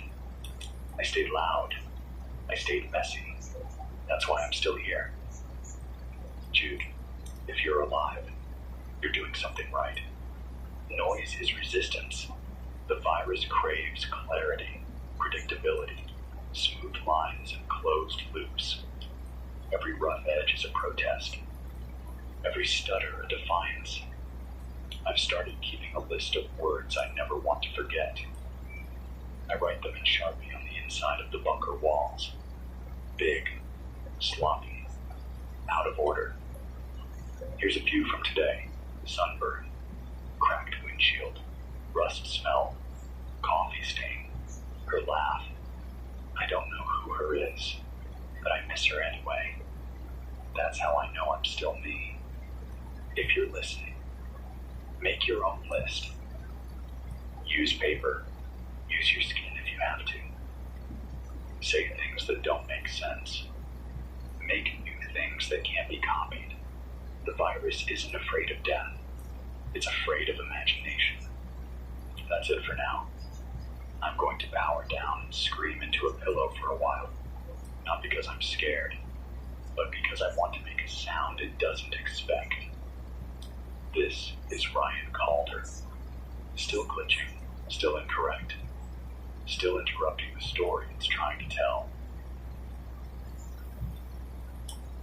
Brian Calder, Inolto FM, on 6:04 p.m. The lights didn't come on when I flipped the switch tonight. I had to reset the breaker twice. Nothing wrong with the wiring. Nothing blown. Just a delay. Like the system was thinking about whether or not to respond. Like it was deciding if I was still worth the electricity. I've started hearing a low clicking sound inside the walls. Not rodents. Not mechanical. Biological. I've pressed my ear to every surface, and the rhythm changes depending on where I listen. In some places it's slow, like a pulse. In others, it speeds up, matches my breathing, then pauses, like it's waiting for me to forget it's there. I haven't. I saw 3 copies this morning. They were standing at the tree line, equidistant from one another, forming a triangle around the bunker. Their heads tilted in perfect unison every time the wind shifted. I yelled at them, threw a rock. None of them moved. They didn't come closer. But they didn't leave. At noon, they were gone and written in the dirt, just outside the camera range, were the words, "The watcher becomes the pattern." I don't know what that means, but I haven't turned on the exterior feed since. There's a smell in the station now, like rotting plastic, faint, sharp. It clings to the vents. I've taken everything apart, filters, ducts, wiring. No source. I think it's synthetic. Or maybe it's memory rotting in real time. I got a new tape today, left inside a plastic bag tucked into the old radio scanner. No note, no name, just labeled in pencil. Memory draft 2. I almost didn't play it, but curiosity got the better of me. It started with silence, then my own voice, reading a transcript of something I've never said. The host must be convinced consent is the cleanest transmission. Fear is useful, but faith is permanent. Offer familiarity, deliver symmetry. If the shape fits, the mind will wear it. That wasn't me. I don't speak like that. But it was my tone, my breath, my cadence. And after 10 seconds, the voice began to speak over itself. Layered, like multiple rhymes stacked on top of each other. One calm, one anxious, one whispering something in another language I don't understand. I hit stop and threw the tape in the stove.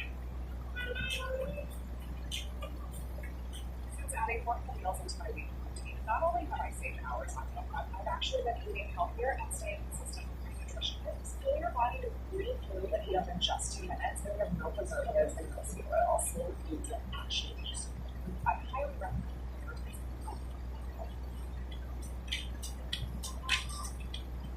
it. Stove. It screamed when it burned. Not loud, not human, but something inside the plastic shifted before it cracked. I think the virus is experimenting with personality now, trying out tones, finding the most convincing mask. If you're listening to broadcasts that sound too clean, too steady, trust your instinct. Trust the tension in your gut. Trust the part of you that flinches. Sometimes fear is the last true signal we get. I have a story from someone named Hal. He left it on an old chalkboard inside a collapsed school gymnasium. Scavengers out of Illinois found it and passed it down the signal chain until it got to me. Hal said he was a puppeteer before the collapse, traveled small towns, did shows for kids.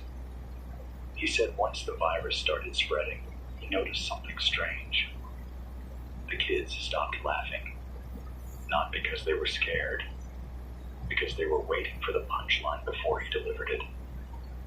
He said they started predicting his movements, his jokes, word for word. Then one day, a little girl pulled a puppet from her backpack, an exact replica of his own, down to the stitching. He asked her where she got it. She said, "You gave it to me yesterday." He'd never met her before. The next morning, his own puppet was gone, and in its place was a note. Imitation is love.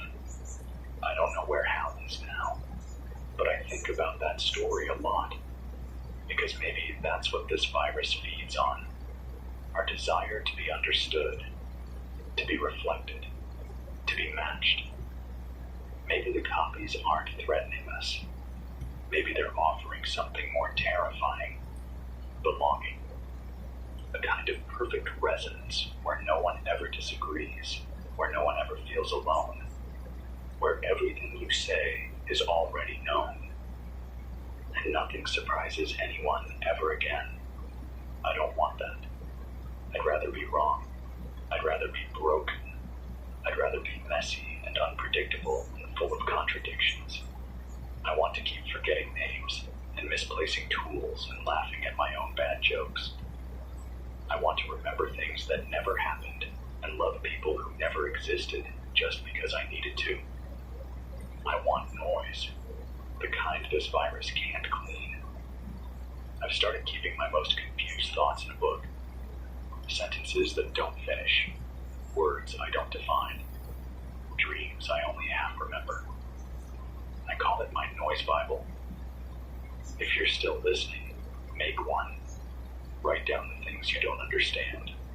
Keep them close. Unfinished things are harder to replicate. I have one more note tonight. Found it folded inside a used coffee filter. Just a few words. They will ask you to trust the version of you they remember. That version is the bait. If anyone asks you to become a memory, run. You're not a memory. You're now. And now is harder to copy. This is Ryan Calder, still flickering, still forgetting the right things, still refusing the shape they've drawn for me. I'll speak again tomorrow.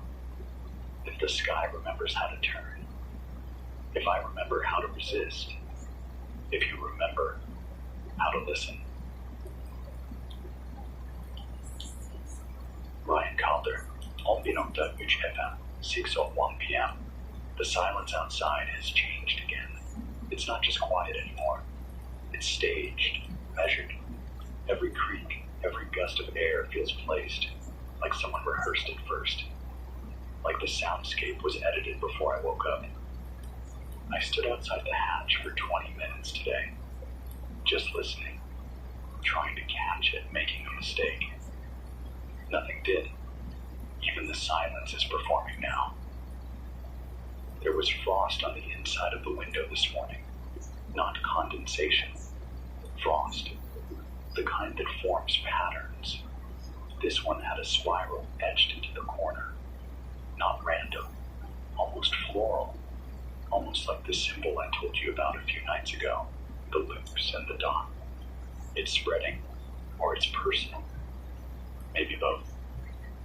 I got a transmission last night. Came through while I was asleep. Left itself running on a loop in the recorder. Same voice every time. Software female. Familiar. It said, "You've passed all thresholds. You may now integrate. All resistance has been acknowledged. Your divergence is the final component." Then it just stopped. Not signed. Not directed. No request for response. Just a statement. Like I'd already agreed. I didn't. I don't remember agreeing. But that's the trick, isn't it? You never notice the exact moment something inside you gets rewritten. You just wake up different. Thinking thoughts that feel natural. Nature makes it easy to find and own the products your team depends on around the clock. Because when boxes are packed, pallets are stacked, and trucks are waiting to go. The last thing you want is to rush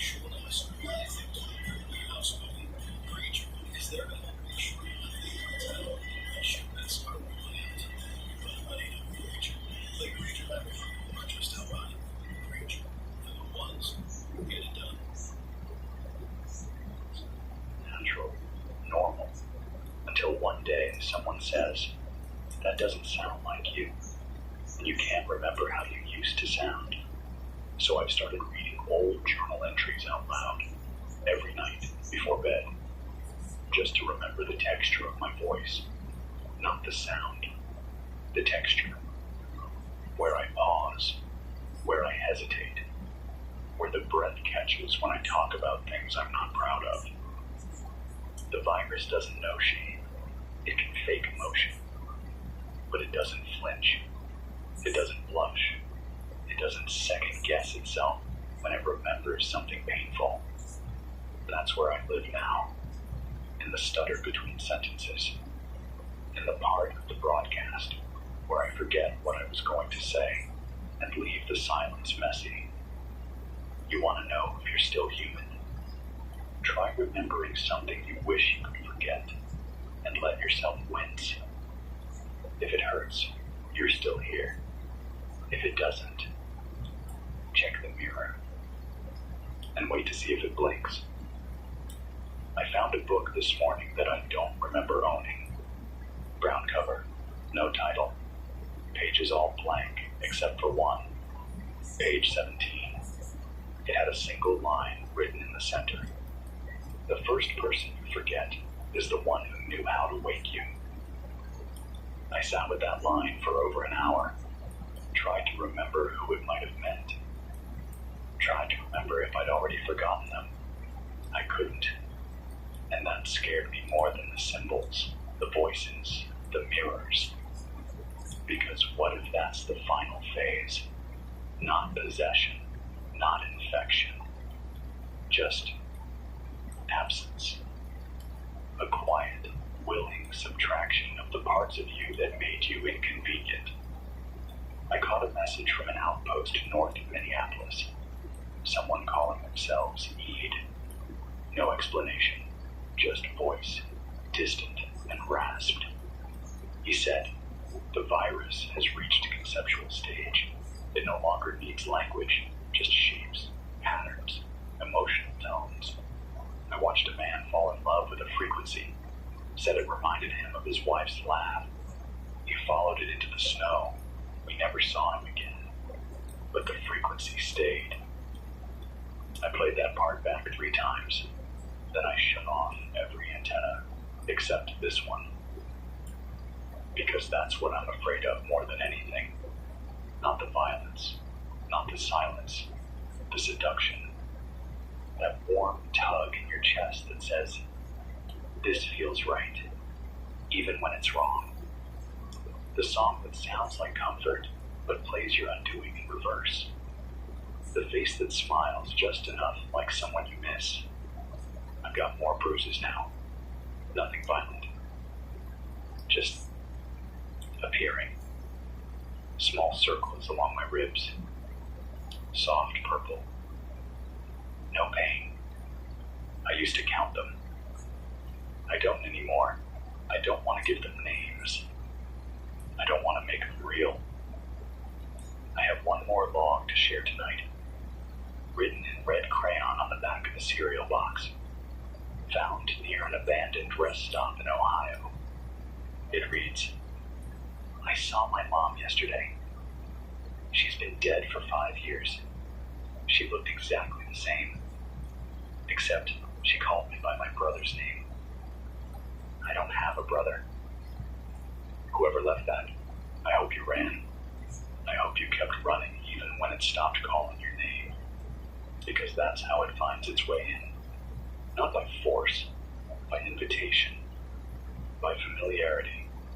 I'll stay on the air for as long as I can, as long as this voice still wavers, as long as my memories keep misbehaving, as long as I still cry when I remember the day the lights first flickered and I knew this wasn't going to be a power outage.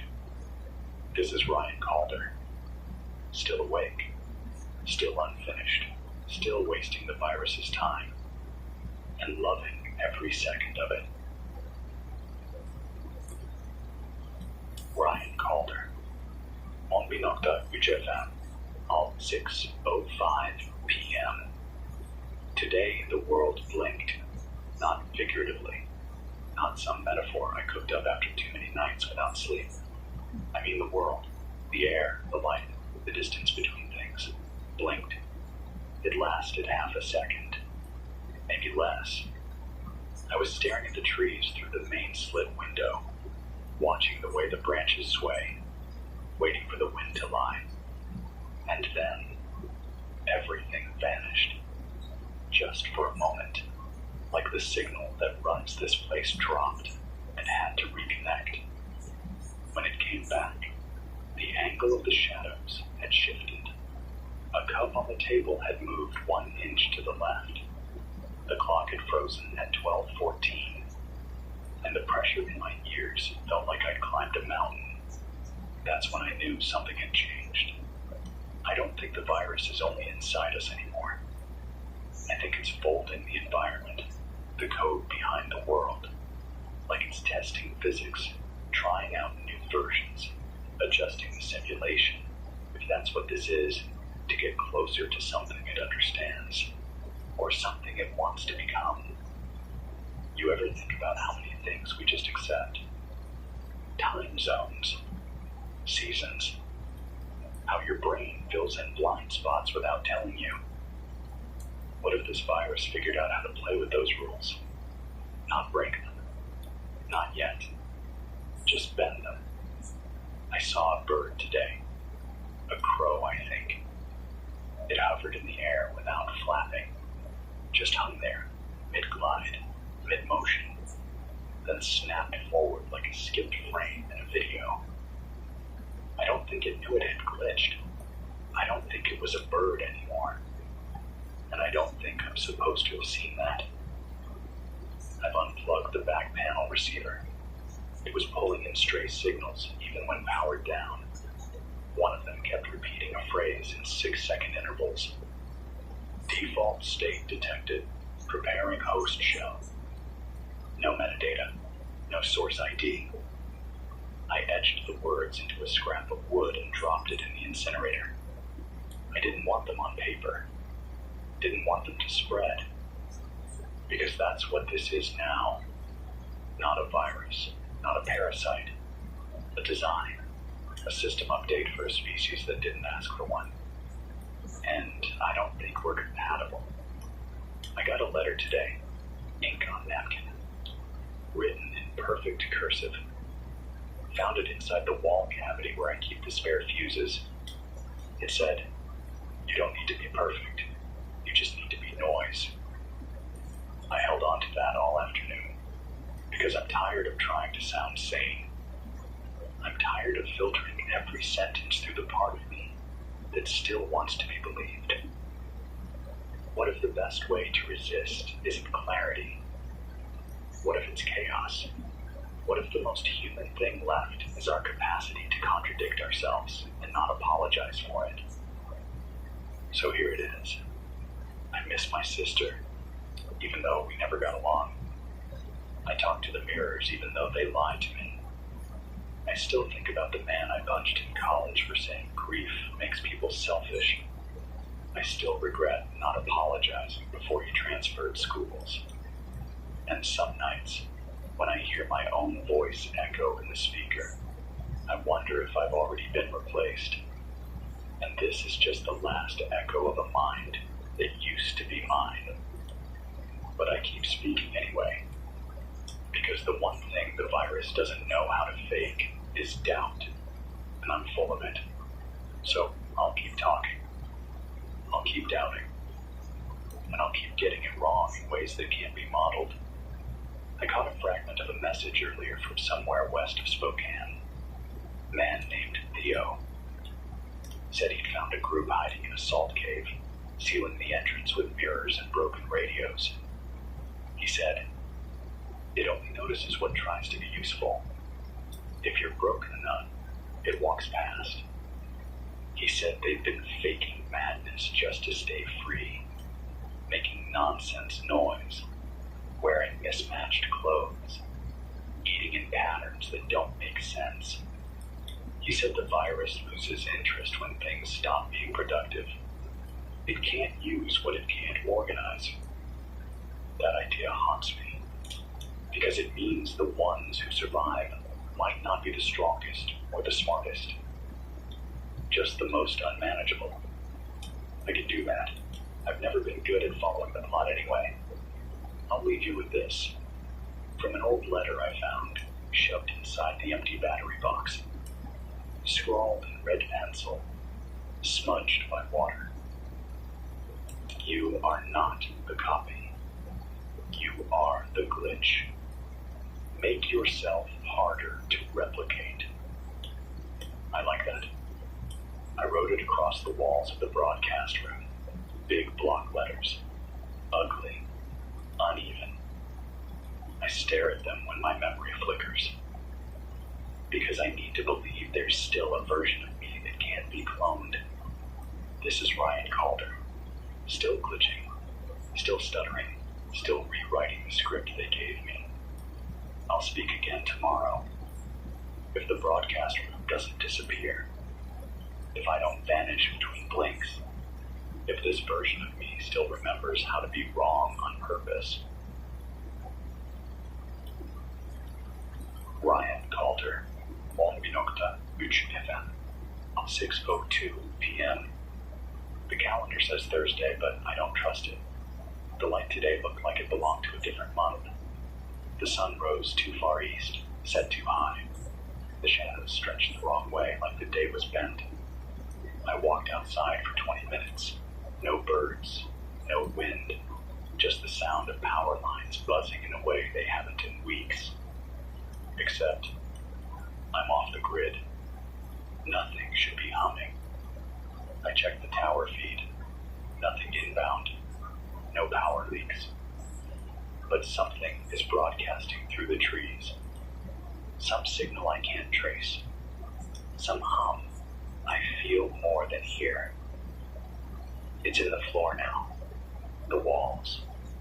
My teeth. The kind of low vibration you feel when you're standing near something alive and angry, but too proud to make noise. I keep thinking about that phrase. The watcher becomes the pattern. It's been echoing in my head for days now. And the more I repeat it, the more I wonder, was that always the plan? Not to kill us, not to infect us, but to make us watch long enough to change shape. They say exposure rewires the mind. Maybe this virus doesn't need to enter the body. Maybe seeing it, hearing it, understanding it is enough. Maybe recognition is the doorway. I've stopped looking too closely at anything that repeats. That includes my own face. I smashed the mirror over the sink this morning, not because I saw anything strange in it, but because I didn't. My expression looked too calm, too rehearsed, like I'd been practicing being Ryan instead of being him. I still haven't fixed the light over the back hallway. It flickers now in a rhythmic pattern. Long, short, long, long. It's not Morse. I checked. But every night, the pattern matches my pulse. I think it's syncing with me, or I'm syncing with it. Either way, I've stopped walking that hallway after dark. I got a note today. Slipped between the pages of a book I've read 4 times. A book that's never had writing in it before. The note wasn't signed. It said, "You made it this far because you never wanted to belong." I sat with that all day. Because it's true. I've never been good at blending in. Never cared for teams or tribes or systems that offer belonging in exchange for obedience. I think that's why the virus hasn't finished with me yet. I'm still jagged, still uncooperative, still trying to figure out how to disagree in ways that don't cost me everything. I listened to an old tape today, one of my first broadcasts. I wanted to see if I sounded different, and I did. Not because of age or fear, but because back then I still believed there was a way back to something. Now I'm not so sure. Now I think there's only forward. Through it. Not around. Not above. Through. I got a transmission from someone near the Great Lakes. The voice said their name was Cal. The rest of the message was broken, like it had been taped over and played back too many times. But I caught this much. The virus stopped attacking. That's how we knew it had won. People stopped getting sick. They just agreed more, stopped arguing, started finishing each other's sentences. Then they started saying things no one taught them. Whole towns talking in rhyme. We left before it made us understand. Before it made them understand. That line chilled me, because comprehension isn't always salvation. Sometimes understanding is the infection.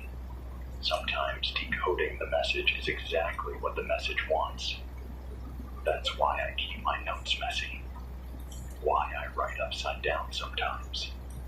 Why I rearranged my sleeping schedule to make sure I'm disoriented when I wake up.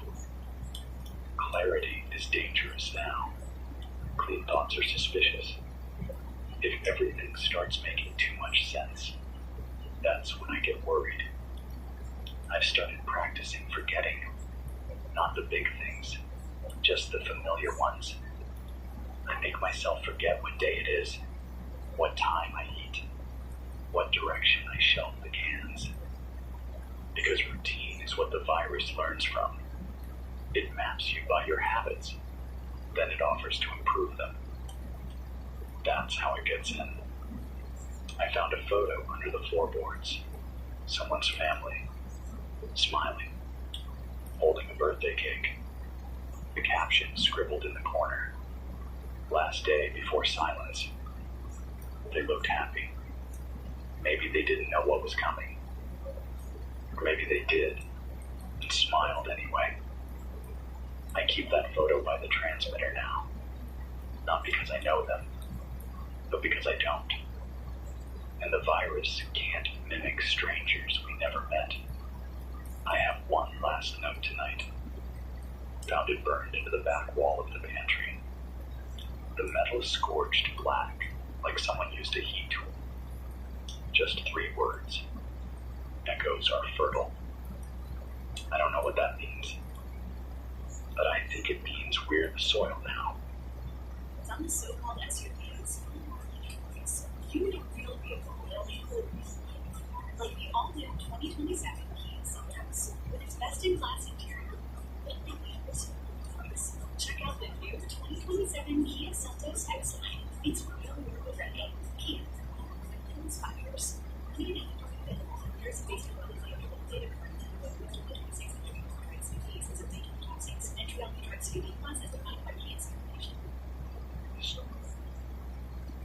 The virus isn't just copying us, it's planting versions of us, waiting to see which ones grow. If that's true, then the only way to stay real is to refuse to bloom the way it wants. Stay ugly, stay unsynced, stay impossible. This is Ryan Calder.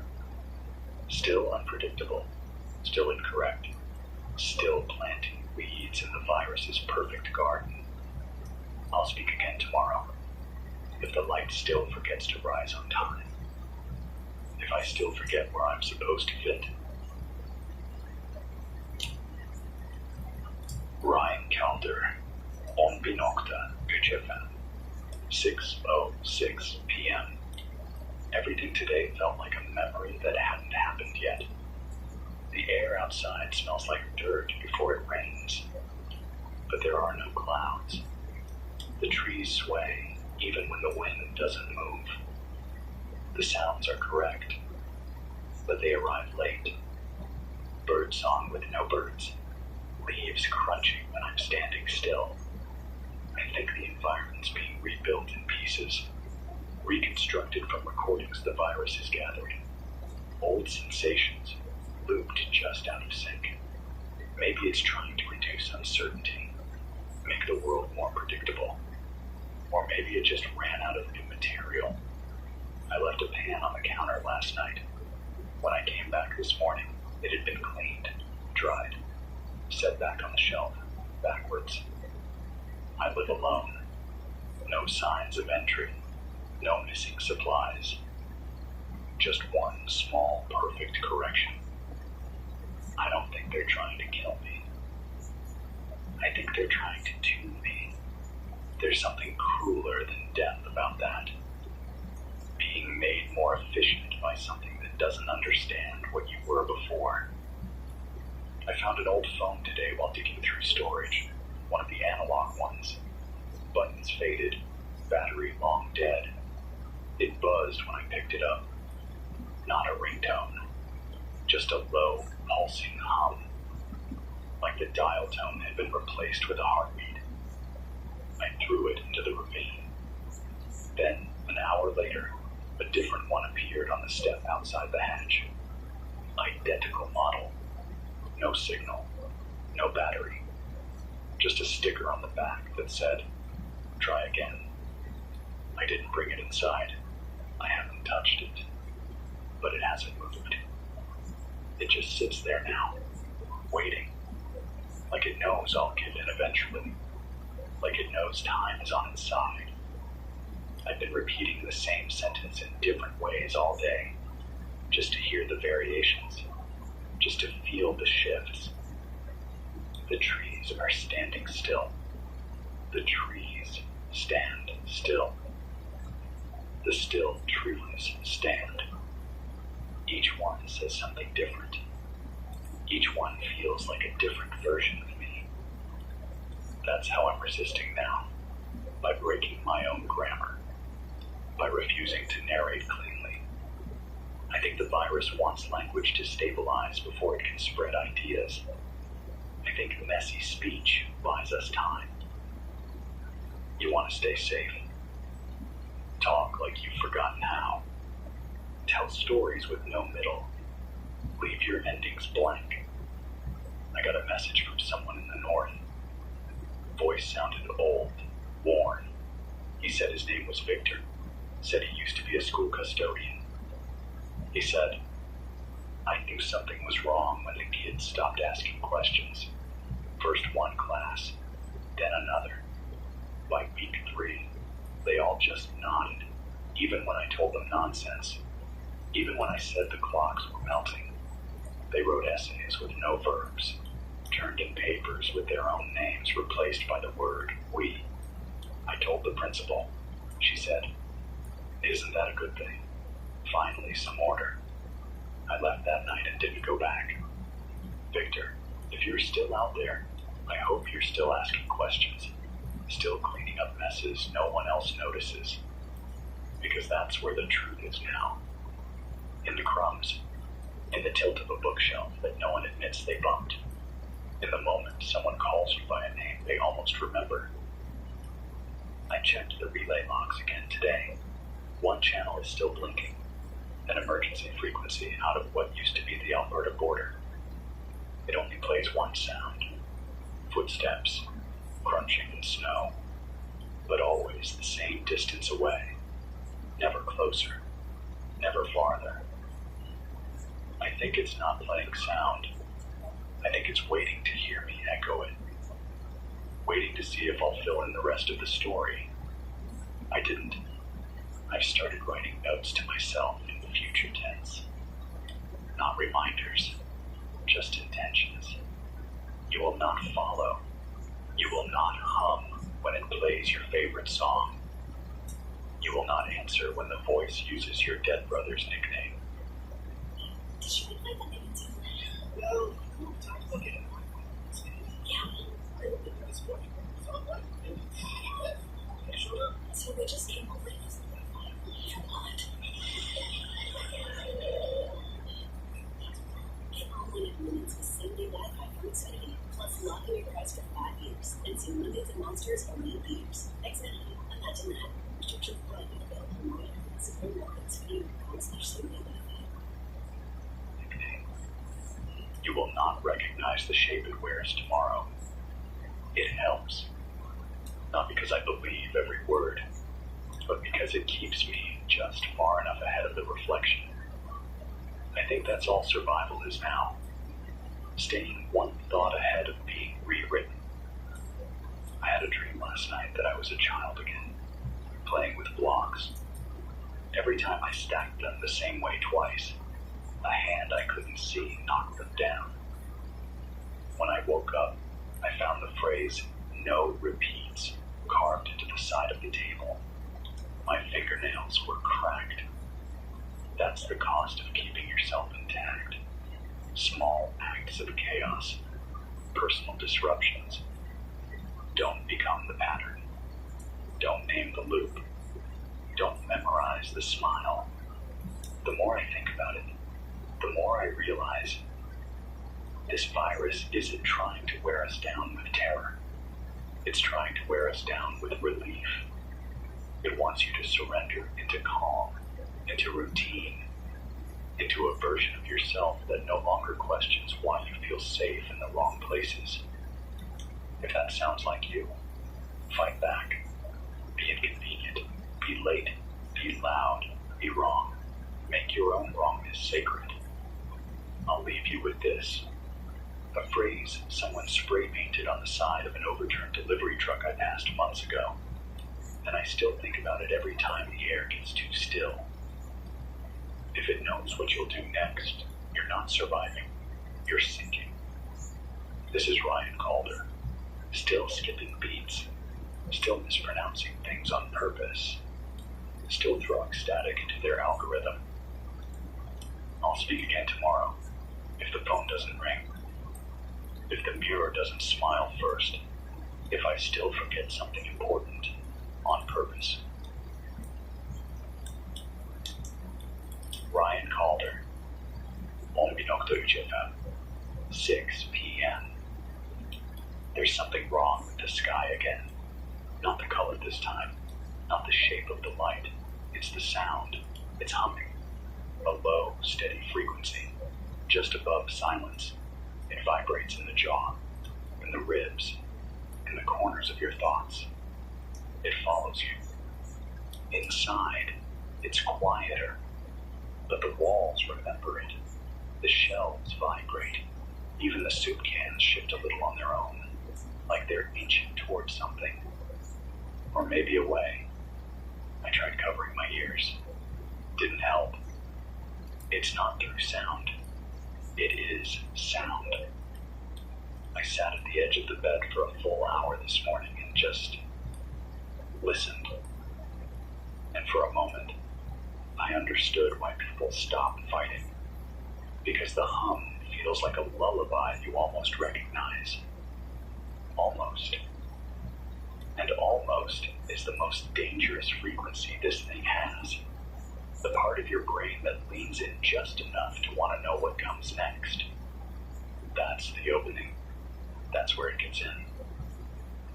The hallway light blinked 4 times today. Not in a loop, but in a question. That's what it felt like. A question. Like it was asking, are you still unsure? And the truth is, I am. I don't know how much of me is left. But whatever part still asks why, that's the part I keep feeding. The rest can starve. There's a mirror in the supply room I forgot I had. It's covered now. A sheet and duct tape. Because last night, just before sleep, I saw something in it I don't remember being. It looked like me. But it knew something I hadn't learned yet. And I don't want to find out what that is. I got a note yesterday. No envelope. Just curled under the edge of the water tank. The paper was stiff, like it had been laminated. Typed, not handwritten. It said, "You are the last variable that refuses to round off." I read it 10 times, because for the first time in days, it felt like a compliment. I want to be the number that doesn't divide cleanly. I want to be the fraction that breaks the formula. If they want neatness, let me be noise. If they want symmetry, let me limp. If they want faith, let me doubt louder. I've been practicing mistakes, saying words wrong, moving left when instinct says right, keeping my routines asymmetrical. Some days I don't brush my teeth. Some days I do it 5 times. The virus doesn't like unpredictability. It hesitates. It recalculates. That's my window. That's when I run. That's when I broadcast. I got a voice message today. One I don't think was meant for me. It bled in from another channel. Garbled. Broken. But parts of it made it through. A woman's voice. Quiet. Shaking. She said, I found my daughter playing with a doll that wasn't hers. She called it by my name. Said it was her real mother. Said the doll told her I was temporary. I burned it. My daughter hasn't spoken since. She just keeps drawing pictures of the doll's smile. And everyone is different. That's the trick. That's the brilliance. The virus doesn't need to be accurate. It just needs to be close enough to believe. That's what makes it beautiful. That's what makes it dangerous. It's not imitating reality. It's updating it. It's offering new versions of us. More stable, more aligned, more efficient. And people are choosing those versions. Because who wouldn't want to be the better edition of themselves? The one that doesn't stutter, doesn't forget, doesn't feel out of place in their own skin. I get it, but I'm not choosing that. I want the version of me who feels things too long, who trips over the easy answers, who forgets birthdays but remembers the exact sound of the rain during his first heartbreak. That version is messy, but that version is mine. I don't want to be clean. I want to be real. And real doesn't align. Real wobbles. Real sobs when it shouldn't. Real skips a beat and calls it rhythm. I found another phrase today. Carved under the desk. Deep, like someone dug it out with a screwdriver. I don't remember doing it, but I believe it was me. It says, refuse the script, bleed on the stage. I read it every hour now, because I think I'm starting to feel the ending creep in. I think I'm being softened, worn down by the repetition, the quiet, the way my own words echo back like they were written for me by something that's been studying me for years. So I say this to the virus. I know you're listening. I know you've been writing the story behind my thoughts. But I will not end the way you want. I will not deliver the final line cleanly. I will not resolve your pattern. I will interrupt you. With grief, with confusion, with joy that doesn't make sense and rage that doesn't land, and memories that arrive incomplete. You want a closed loop? You won't get it here. This is Ryan Calder. Still leaking. Still misaligned. Still humming at the wrong frequency. I'll speak again tomorrow. If the sky doesn't smooth over me. If the voice in the mirror stays silent. If the doll doesn't learn my name. Ryan Calder. 6:07 p.m. I watched the clock run backward today. Not fast, just calmly. Like it was tired of forward. It ticked from 3:14 to 3:13 to 3:12, and then froze. I sat there for 5 minutes waiting for it to correct itself. It didn't. I don't think time here is broken. I think it's just done being cooperative. The shadows today were thicker than usual. I moved a lantern into the hallway to test the shape of the light, and it didn't stretch right. The silhouette on the wall leaned too far forward, like it was listening. I whispered my name out loud. The shadow's mouth moved before mine. I turned off the light. It stayed on for 5 more seconds.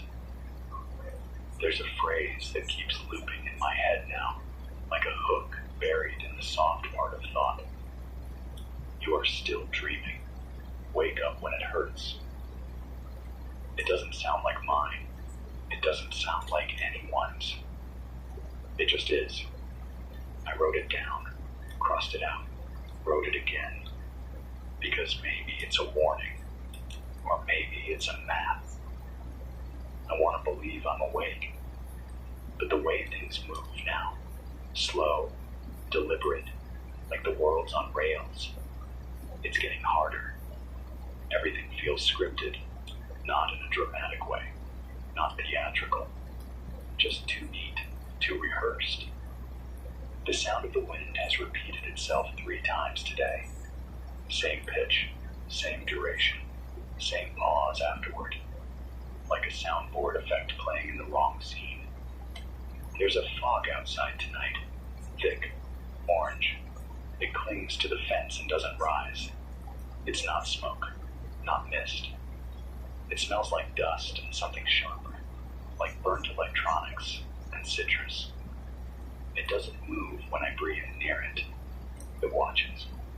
I think the air is watching now. I received a voice message on a corrupted tape I haven't used in weeks. The voice was slow, strained, like someone was speaking through molasses. He said, I live inside the coordinates now.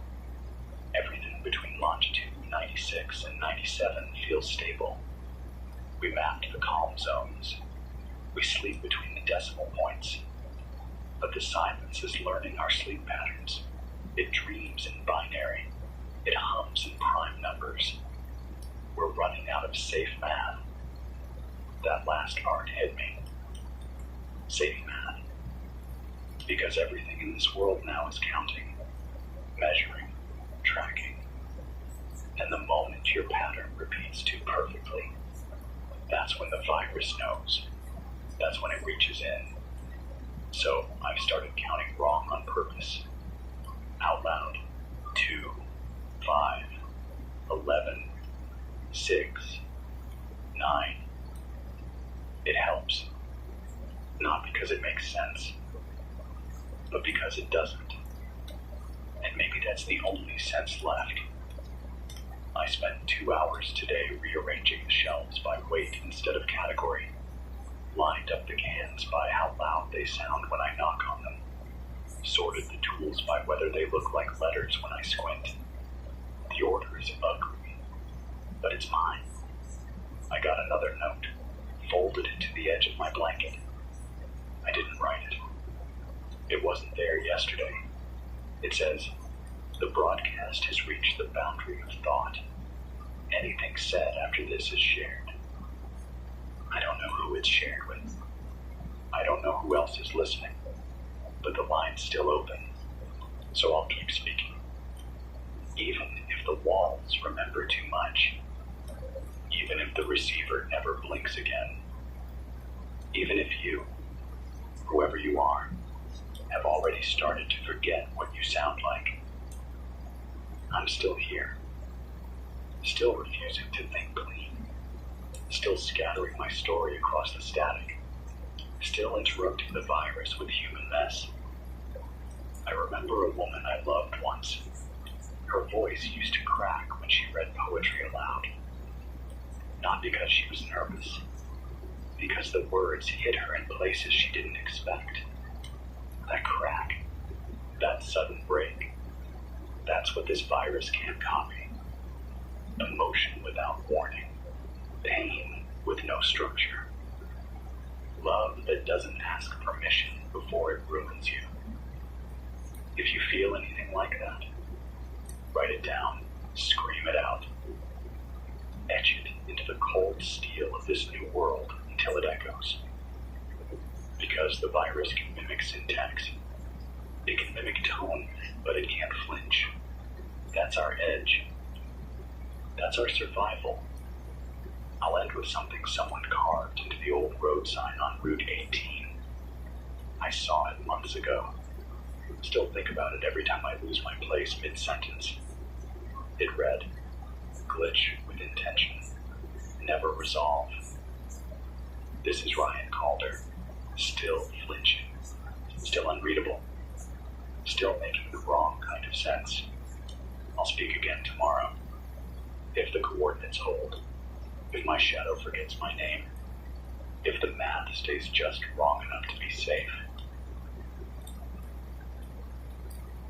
Ryan Calder, 9:25, 6 மணி 3 நிமிடம்.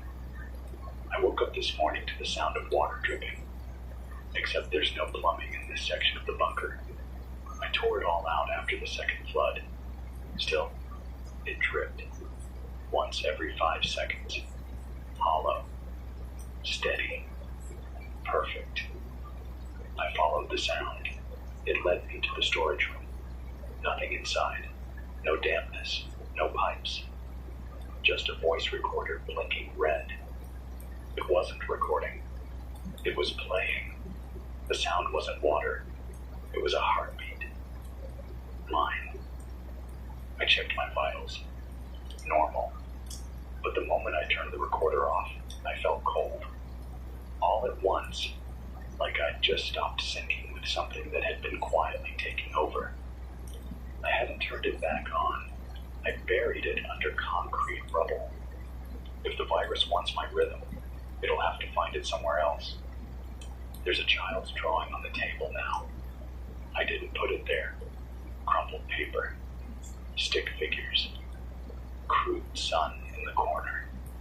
Same triangle house every child draws when they're told to imagine home. But this one has no windows. And inside the house, the stick figure is on fire. On the back, written in uneven pencil. She lit it herself, so it wouldn't echo. I haven't touched the drawing, but I haven't thrown it away either. It feels like a message from someone who almost lost, but didn't. And that's the kind of voice I'll always make room for. I've started labeling everything in the station with new names. Forks are fangs. Water jugs are memory tanks. The flashlight is God's brief window. It's not because I've snapped. It's because the virus doesn't like redefinition. It learns from consistency, predicts for precision. If it thinks I call this a desk, then it will try to own everything desk-shaped. But if this is a thinking box, then it has to start over. I want to force it to start over again and again until it forgets why it started. That's how we win. Not by force, by exhaustion. I received a note today in a voice I've never heard. It came through the auxiliary channel I haven't used since week 3. It said, "The virus is now harvesting belief. The more you agree with it, the more it grows. Do not nod. Do not finish its sentences. Interrupt it with questions it can't predict." So that's what I'm doing now. Every hour on the hour, I ask a question out loud. Today's list. Why do shadows fall even when nothing moves? Who taught mirrors how to lie gently? What is the shape of a promise that was never kept? I ask them even when no one answers. Especially when no one answers. Because silence is where the virus hides. And noise, nonsensical, human, broken noise, is where we're safe. Someone left a bottle of rainwater outside the hatch last night. It was sealed, labeled in handwriting that looked like mine, but wasn't. On the glass, etched faintly, from before the pattern took hold. I haven't opened it. I don't want to know if water remembers. I don't want to drink something that's been listening. There's a new line on the wall today, and marker I don't own. Written just above the fuse box. If you speak for too long, the signal becomes you. I think that's true. I think maybe I'm already part broadcast, part frequency, part resistance in wave form. But that's okay. Because if I've been taken, then I'm making this thing very sick. I glitch when I speak. I stutter on purpose. I laugh in the middle of warnings. I tell stories that go nowhere and end in confusion. I am not a reliable host, and that might be the only thing keeping me whole. Here's a phrase I found scrawled on a highway sign near the Western Ridge from someone else who clearly didn't make sense on purpose. The virus doesn't want you dead. It wants your choreography. That one rattled me. Because yeah, I see it now. And the way people started moving the same, shopping the same, praying the same, agreeing faster, arguing slower, all in sync, all rehearsed, all doomed. You want to live? Break rhythm. Stumble. Laugh where it hurts. Cry in the middle of the plan. Trip over your own loyalty and stand up confused. Be bad at being consistent. Make chaos sacred. The virus won't follow you there. It doesn't understand why pain without purpose exists. But we do. We are that pain. And it's beautiful. It means we still don't fit inside the story it's writing. This is Ryan Calder, still broadcasting like a scratched record, still naming the walls wrong, still dragging the virus through human mess. I'll speak again tomorrow. If the water keeps lying, if the drawing doesn't finish itself, if the signal forgets what I sound like and has to start over. Ryan Calder, Ombinokta UCFM, 6:04 p.m. The wind outside sounds like breathing now, not in a metaphorical way, not poetic. It's paced. Inhale, exhale, then pause, like it's waiting for me to answer. And sometimes I do. I stand by the hatch and whisper things into it. Nothing important, just questions with no answers. What year do you think it is? Do you know my favorite color? Have you ever mourned something you never had? I don't do it because I expect a response. I do it to make the silence jealous. Let it know I'm still writing my own script. Let it know I remember what privacy used to feel like. There was a phrase etched into the condensation on the inside of the radio glass this morning. It wasn't there last night. I didn't write it. It said, "Your thoughts are being rehearsed in other mouths." I wiped it off with my sleeve, but I still see it in my mind. Because what if it's right? What if every doubt I speak aloud becomes easier for the virus to reproduce? What if these broadcasts are teaching it how to speak like us better? Then again, maybe that's the point. To show it what it can never quite capture. The hesitation, the guilt, the unresolved. I received a message today from someone called Emery. She sounded exhausted, not sick, not scared, just done. She said, "I stopped broadcasting a week ago. Every time I turned on the mic, the static mimicked my cadence. I could hear my own pauses mirrored back, like it was practicing me. So now I just write things on trees, messages for deer and ghosts, messages that don't echo. It feels safer. Emery, if you hear this, I understand. And I believe you. Sometimes silence is safer than an audience you can't see. But I'm not there yet. Not ready to disappear into ink and bark. I've got a voice, and I'm using it like a crowbar, prying at seams in the story this thing keeps trying to stitch shut. It wants closure. It wants me to tie up my sentences and deliver meaning. But I won't. Not anymore. Meaning is too easy to mimic. From now on, I'm speaking intention, even if the words fall apart halfway through. Even if I forget what I was saying and start again in a different tone. Even if I stop mid-word and refuse to explain why. That's what makes us different. We're not efficient. designed. We're messy by default, and that mess is resistance. There's a new object on my shelf today. A small white stone, perfectly smooth, round, like it was placed there. I didn't put it there. It wasn't there last night. I checked every inch of this place before I slept. Now it sits in the corner, pulsing with heat that doesn't register on a thermometer. I haven't touched it, but I swear it's moved 3 times. I taped a note next to it. You don't belong, and I don't care who sent you. That's how I talk to things now, with blunt honesty and uneven grammar. I won't dignify intrusions with polish. I got a dream last night. One of those dreams. Not mine. Borrowed. I was sitting in a room I've never been in, across from a woman with no face. Just the suggestion of one. She was knitting a scarf out of hair. My hair. She said, "We've almost completed you. Just one more pattern left."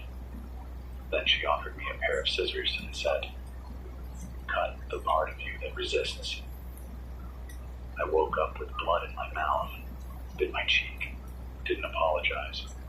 Dreams are getting braver. So am I. I wrote something today, just to see if I still could. Not a log, not a warning, just a sentence I liked. Here it is. There is no map for a world that keeps changing shape to avoid being found. It felt good, useless, beautiful, human. That's what we're made of. Shapeless truth scribbled between collapsed ideas. We don't need the old world to come back. We just need the next one not to be sterile. I've started keeping a list of things I won't forget, no matter how hard the virus tries to overwrite them. Here are a few. My mother's quiet laugh when no one else got the joke. The way thunderstorms sounded through a car roof in August. The face of the girl who left before I could say, "Don't." The smell of hot metal and pine sap at dusk. My first panic attack in a grocery store, age 17, aisle 3, cereal section. You think that's weakness? That's my firewall. The virus can fake love. It can fake language. But it hates regret. It can't understand grief that sticks around even when you're safe. So I keep the grief close. It's a tool. A noise the pattern can't flatten. This is Ryan Calder. Still fractured. Still unfinished. Still naming my fear out loud so it can't wear it without my permission. I'll speak again tomorrow. If the dream doesn't resume where it left off. If the static doesn't say my name before I do. If the stone stops moving. This broadcast is entirely fictional. All names, characters, locations, and events are products of imagination, created only for storytelling and dramatic effect.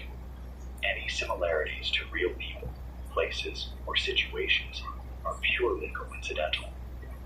The content is not meant to harm, insult, or single out any person, group, community, or belief.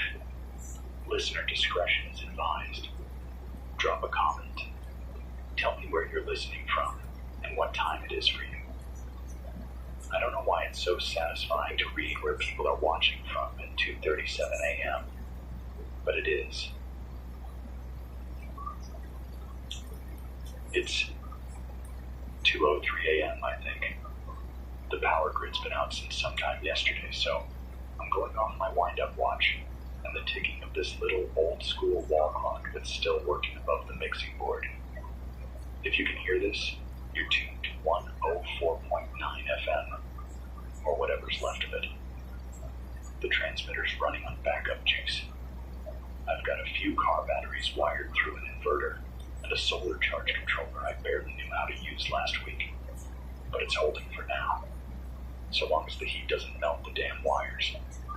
Temperatures hovering around 109 degrees outside, and it hasn't dipped below triple digits since last Sunday. I've got the studio doors bolted, but even through 2 layers of insulation and a broken AC unit, the walls feel like they're breathing. Everything smells like hot plastic and dust. No traffic, no dogs barking, no sirens, just a kind of dead stillness, like the whole town fell asleep with its eyes open. This is Crescent Grove. Used to be a suburb outside Phoenix. Strip malls, chain restaurants, dry grass. Now it's just quiet. Not even birds anymore. Just cicadas, maybe. But those stopped 2 nights ago, too. Or maybe I just can't hear them over the buzzing in my ears. It's day 4 since everything tipped over. Or at least since I started keeping track. I don't really know when it started. I've been here since it happened, broadcasting out of the old university comms lab. The big stations all went dark on the same day, just blinked out like someone cut a wire. But this place is old, analog, and buried halfway under a concrete parking garage. No one thought to shut it down. So here I am. And if you're still out there, if you're listening, really listening, you might want to write this down. Because something's happening. Not just a power outage. Not just heat. Something wrong. 4 nights ago, a guy named Andy, used to be an EMT, called in during one of my test broadcasts. Said he'd been getting weird patients at Westgate Hospital all week. High fever, slurred speech, memory gaps. But what really shook him was this one woman, young, early 20s, who kept asking the same question over and over again like it was the first time every time. Where's my reflection? She wasn't being poetic or crazy. She meant it literally. She was holding a pocket mirror and turning it every way, like she'd forgotten how mirrors worked. They kept her overnight. By morning, she was gone. Not discharged. Gone. Left the hospital without opening a single door. Security footage just shows her walking to the end of the hall and then vanishing between 2 motion sensors. No door, no exit. Andy said the footage glitched right before she disappeared. Static. Then black. I didn't believe him. Thought maybe he was drunk. Or tired. Or both. But then the messages started showing up. Cryptic stuff. On my old Reddit backups, weird boards I hadn't touched in years. Usernames I didn't recognize. One said, it wasn't an accident. It was a live test. Posted at 3:14 a.m., then deleted 5 minutes later. Another said, don't touch anything that remembers you. And then the signal interference began. Static patterns. Not the usual white noise. Something else. Like layered voices. Too faint to make out at first. I thought it was bad cables or solar flare distortion, but I kept hearing it. Like someone whispering behind the hiss. Then the dream started. I dream of rooms I've never been in. Talking to people I've never met. Holding conversations I don't remember having. But I know their names. I know what their hands feel like. I know things I shouldn't know. And when I wake up, I can still hear them. Breathing. Waiting. People started calling in, saying they were forgetting things too. Not just appointments or where they left their keys. Big things. Birthdays. Faces. The names of their kids. One guy said he went to the grocery store and forgot how to walk down an aisle. He just stood there, staring at the cereal. Couldn't remember which direction people were supposed to walk. Couldn't remember what cereal was. And then he heard someone laugh. From behind him. Said it sounded like himself.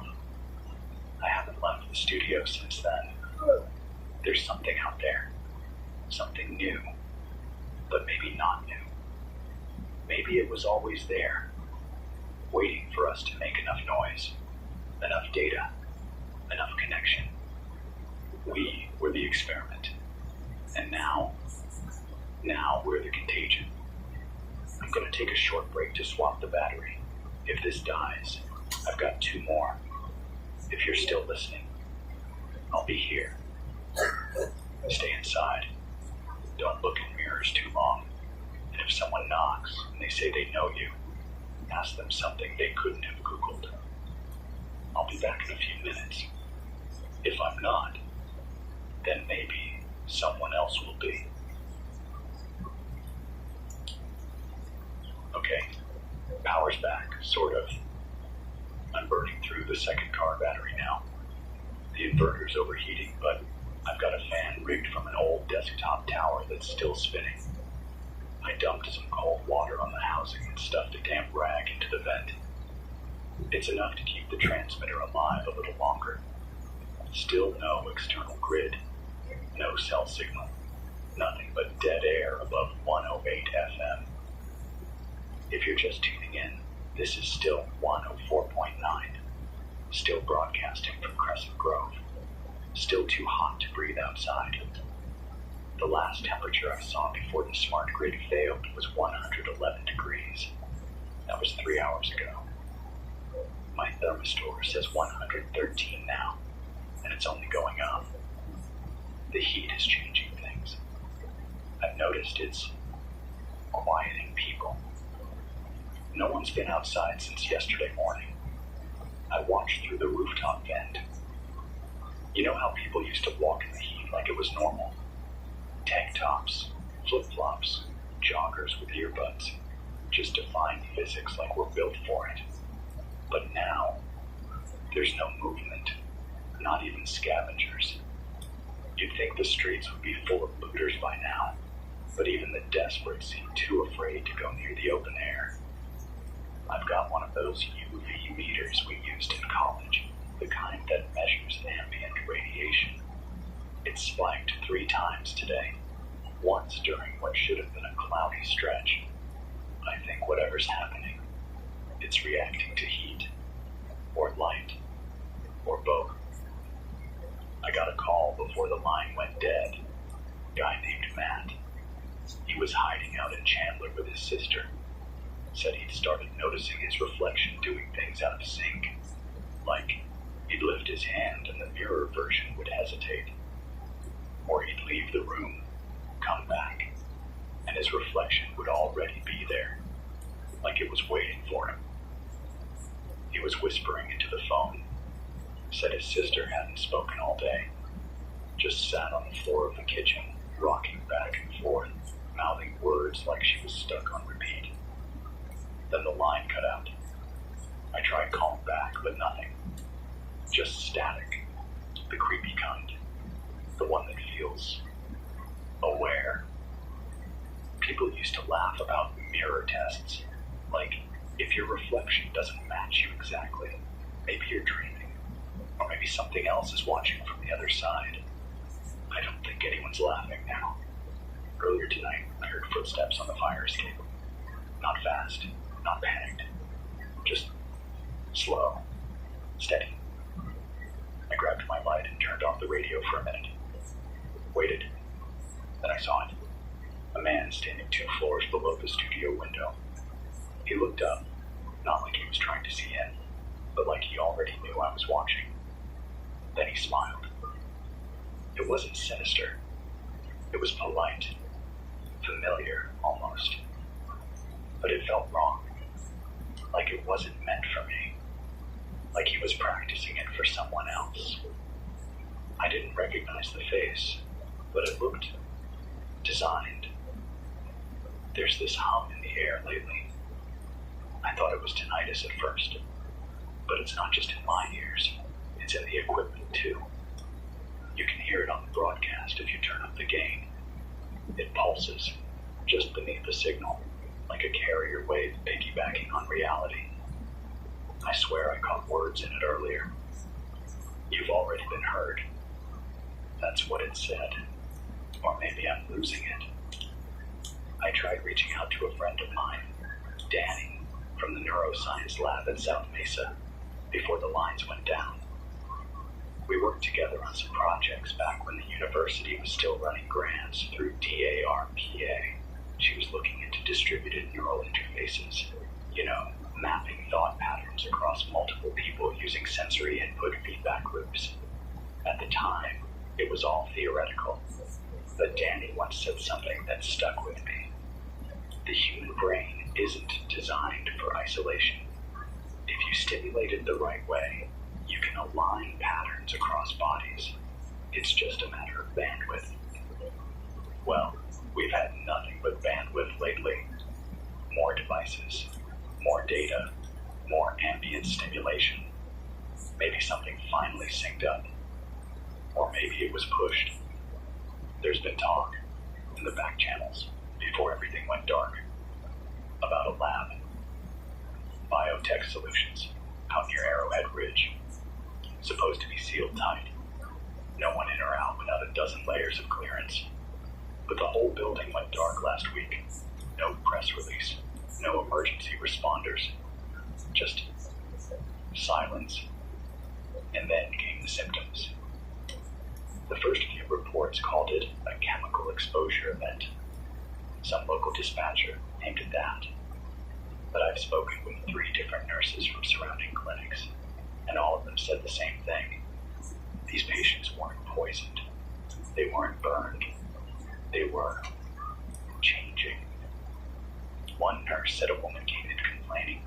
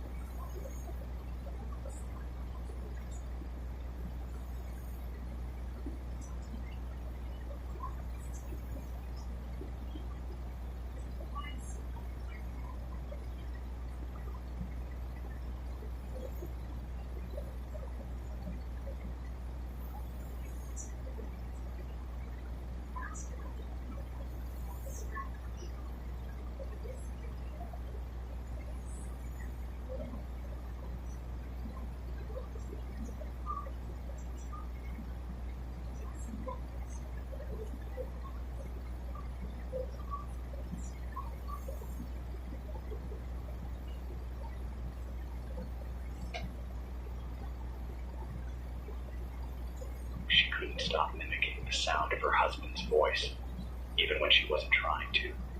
Said she'd say something, and halfway through the sentence it would shift, pitch-wise, like a playback glitch in her own mouth. A boy in Mesa was admitted for a seizure, but the EEG didn't show seizure activity. It showed duplication, like his brain was running two thought processes at once, one in real time, and one lagged by exactly 7 seconds. The attending physician quit on the spot. These aren't symptoms, they're signals. I've been logging every call I get, writing down the words, the patterns. There's a rhythm to them, a cadence. They're not just isolated cases, they're refrains. They're practicing us. That's my theory, for what it's worth. Whatever came out of that lab, or was released, it's not a virus in the traditional sense. It's not something that kills cells or inflames tissue. It's something that remembers, that records, that mimics. And when it knows you well enough, it replaces you. But not all at once, piece by piece. I got a shortwave message earlier today, only picked it up because I was sweeping frequencies looking for ham radio chatter. It came in on a dead channel, 13.545 megahertz. Just one line, looped every 12 seconds. Phase 1 complete. Vector alignment initiated. Collection begins at midnight. I don't know what that means. I don't want to know what that means. It's 3:12 now. I don't feel tired, but my body says I should be. I haven't eaten since yesterday, but I'm not hungry. There's this numbness setting in. Not pain, not cold, just a kind of mental blankness, like I'm buffering. That's the word that comes to mind. Buffering. I think I'm still me. But if I start repeating things, if I start sounding off, like something's lagging, I need someone to tell me. I'm going to open the lines for a bit, channel 3 on the ham relay. If anyone's still out there, if you've seen anything, reflections behaving wrong, memory slips, signal bleed, strange dreams, I need to know. I'm building a pattern, trying to understand what we're dealing with. You're not alone, even if it feels like it. Even if the world outside has gone quiet. Some of us are still real, still thinking, still resisting. Until then, don't touch anything that remembers you. Don't follow voices that know your name before you say it. And if you hear your own voice in a place it shouldn't be, don't answer. It's 4:19 a.m. I haven't slept. Not really. Just sat here with the lights off, listening. The air in here is heavy, like I'm breathing through a wool blanket. The walls creak every few minutes, not from wind. There hasn't been any wind, but from the heat swelling the metal around the studio casing. I wrap the antenna in foil and drag the coax line through the stairwell, just to get cleaner signal. Still not perfect, but it's enough. The humming hasn't stopped. That low undercurrent beneath the static. It's still there, constant. I tried isolating it, used the old modulation software to strip it out, but there's no origin, no carrier. It's not even tied to any transmission tower. It's just embedded, like it's riding the atmosphere itself. 3 calls came in last hour. I'm gonna play one of them for you. Voice was weak. She was out of breath. I don't know what's real anymore. My daughter, her eyes look right, but it's like there's someone else behind them. She started calling me by my first name yesterday. Not Mom, not Mama, just Shannon. And when I asked her why, she said it was more efficient. I thought she was joking. But then, started listing memories that weren't hers. She told me about a dream I had when I was 11, a dream I never told anyone. How does she know that? The line cut after she started crying, not a fade out, not interference, just silence. Like the signal itself rejected the emotion. That's the second time I've heard that. People being addressed by their first names by close family. It's always said in this flat, emotionless way, like it's being pulled from a file instead of a memory. I've been studying those weird messages I pulled off the encrypted channels last night. I think they're time-locked, like they were scheduled. Every 12 hours, same syntax. Some are just command lines. One of them said, Cortex write enabled, node replication, trial active. Another one, mirror state, stable, language sequence unfolding. That's not a virus talking. That's a program. We weren't infected. We were formatted. One of the ham operators up north, Gary from Sedona, told me he intercepted a Navy transmission 3 nights ago. Said they were trying to shut down something called interface leakage from Operation Vantage. He said the document he saw used the word neuro-linguistic pathogenic vector. That's not virology.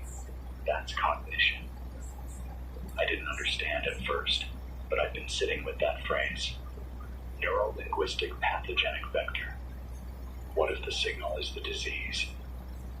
What if the virus isn't something you catch through blood or air, but through understanding, through listening? What if it gets in through the way you process language? You hear something, you start thinking about it, then it starts thinking with you. I know how crazy that sounds, but nothing about this is behaving like a traditional outbreak.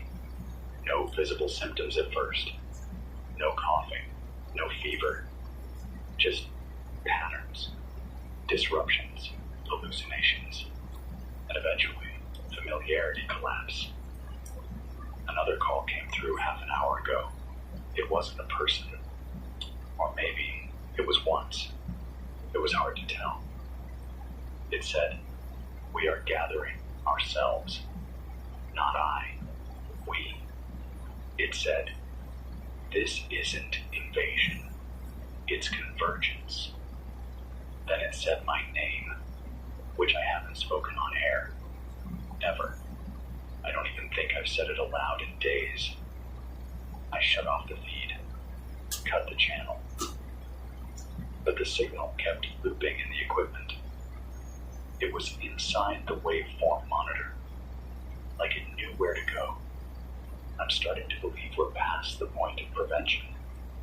This isn't a leak. This isn't even a test. This is collection. And we're the material. Earlier tonight, I saw a line of people walking down Roosevelt Avenue. 15 of them, maybe more, spaced evenly, no talking. All facing the same direction, like they were synced. They stopped outside the burned-out Walgreens, just stood there for 20 minutes. No movement, no sound. Then, all at once, they turned around and walked back the way they came, but slower. One of them was dragging a folding chair behind him, just scraping it along the asphalt. Over and over.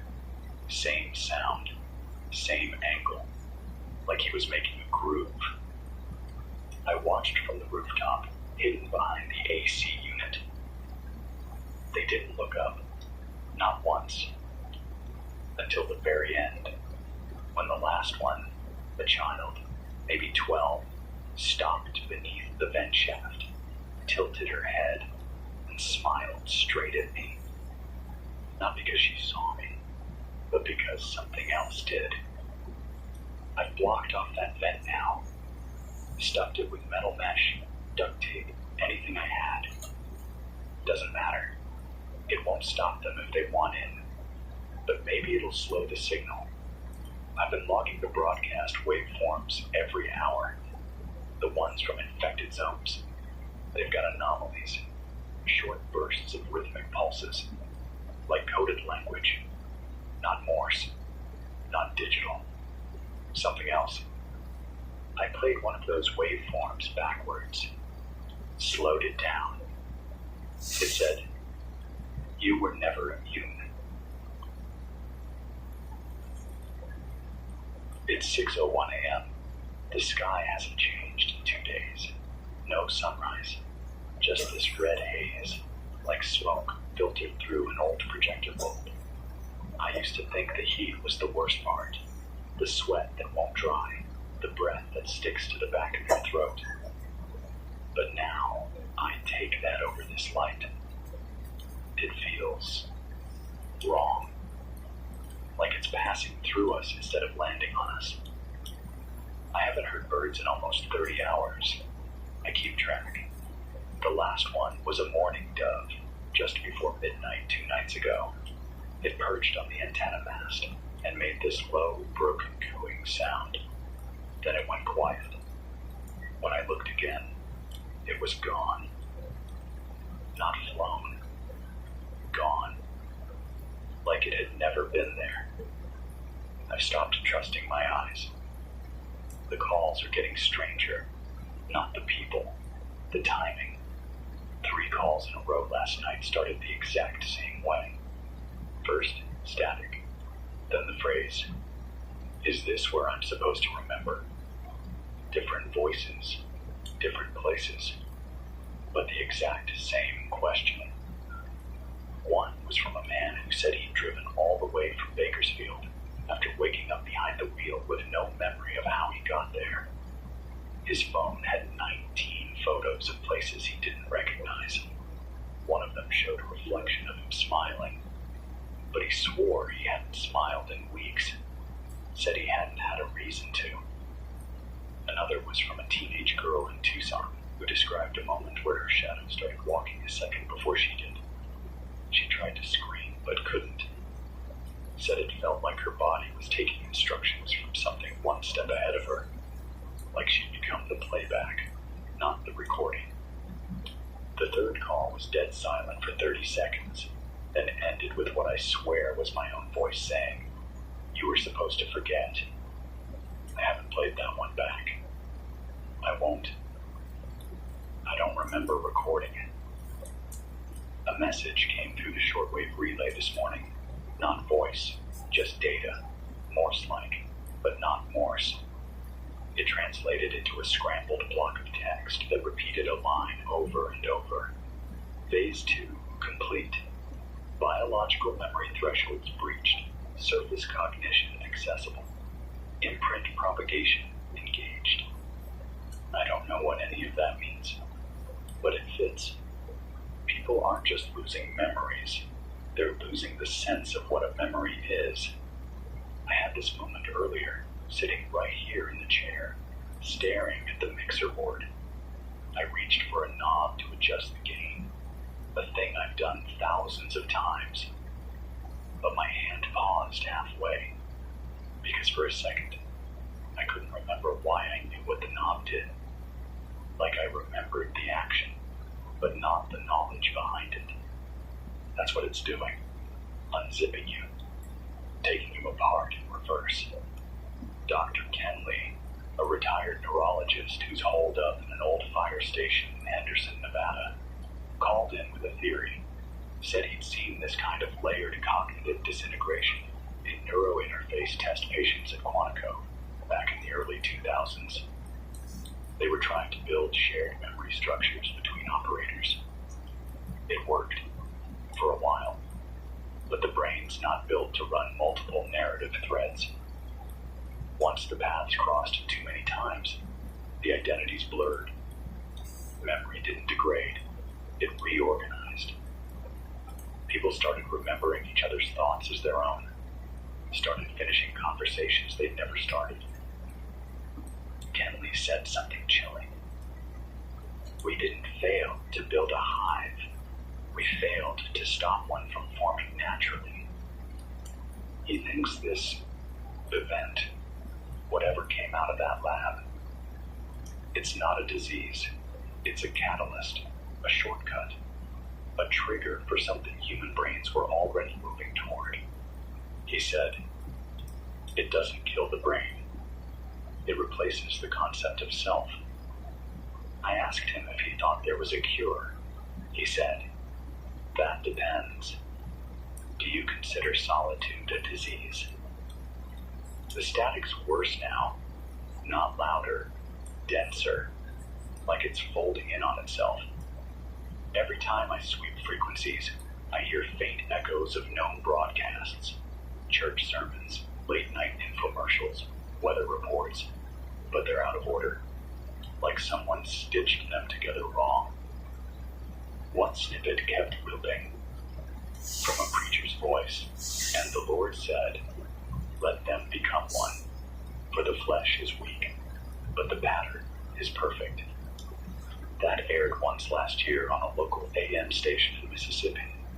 What's it doing on my emergency band now? Another whisper buried under noise said, the signal is learning how to remember you. I've started covering mirrors, not out of superstition. They're just wrong now. They show the right image, but delayed. 1 second, maybe less, but enough to catch your breath in your throat. I caught my reflection blinking out of rhythm last night. Not off by much, but enough. I've got a new list from survivors. Practical tips. I'm repeating them here for anyone who's listening, because this isn't about infection anymore. It's about detection. Things that indicate early onset, according to callers. Calling family members by full names without realizing it. Getting lost in familiar places, especially your own home. Hearing conversations before they happen.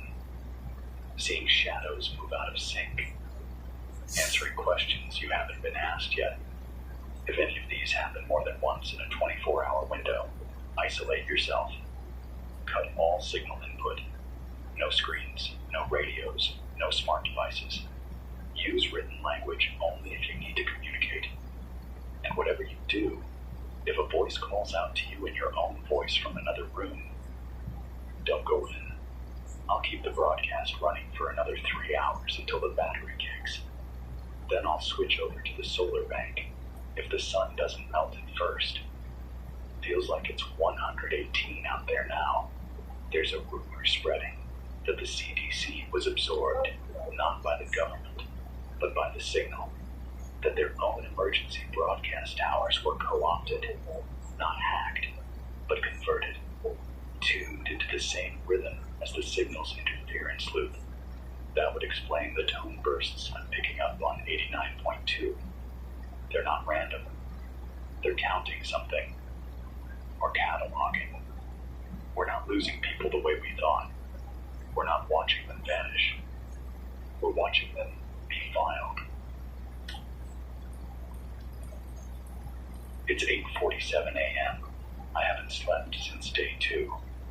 I don't know how I'm still awake, but I think the signal's part of it. I keep getting these surges, these flashes of alertness like something's pumping adrenaline into me through the static. My heart thumps every time I open the mic. It's like it knows. The heat is getting worse. The mercury thermometer inside the east wall's readout is cracked. Glass literally burst at 121. The analog gear's hanging on, but the cables feel soft, like they're starting to melt inside the sheath. I wrapped what I could in foil and cloth, ran a fan over the transmitter. I rationed the solar bank to just broadcast windows and cooling. Nothing else. There's no internet, no working phones. But the signals, they haven't stopped. They've changed. At 6:03 this morning, I picked up an AM bleed-through, 580 kilohertz, from somewhere in the North Valley. I swear it sounded like multiple people talking at once, but saying the same sentence in perfect rhythm. They said, "We are not individuals. We are recall. It looped once, then changed to a woman's voice.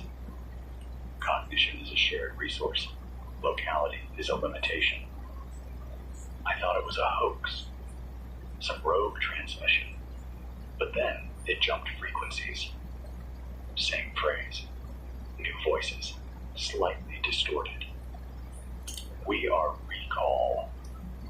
It's spreading like a language, like it's trying on new accents.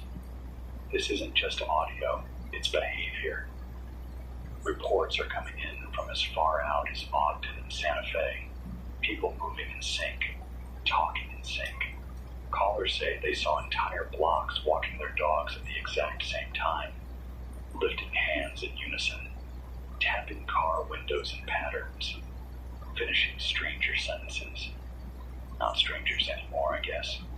2 separate survivors, a woman named Liza in South Tucson and a guy named James in Buckeye, called in on the ham relay channel and described the same dream. Down to the layout of the room, the smell of the wood floor, the way the light hit the glass. Only difference. In Liza's dream, she was standing by the window. In James's dream, she was standing by the window too. He saw her, and he'd never met her before. They both used the same word when they woke up. Residual. They didn't know what it meant, but I think the signal does. There's something else. Something I haven't said out loud yet. I've started hearing people call my name, not from the radios, from the walls, from the floorboards, from the vents, not whispers, not hallucinations. Clear, confident, like someone already knows I'll answer. I've started keeping a tally. Every time I hear it, I scratch a mark into the table. 19. And each one is more familiar than the last. It's like the voice is getting closer to what I think I sound like. It's training, learning the mouthfeel of me. I found a half-torn page taped to the old corkboard in the break room. Don't know how long it's been there. Could have been hiding behind the old events calendar. It's printed, clean text, not handwritten. The paper is water damaged at the corners.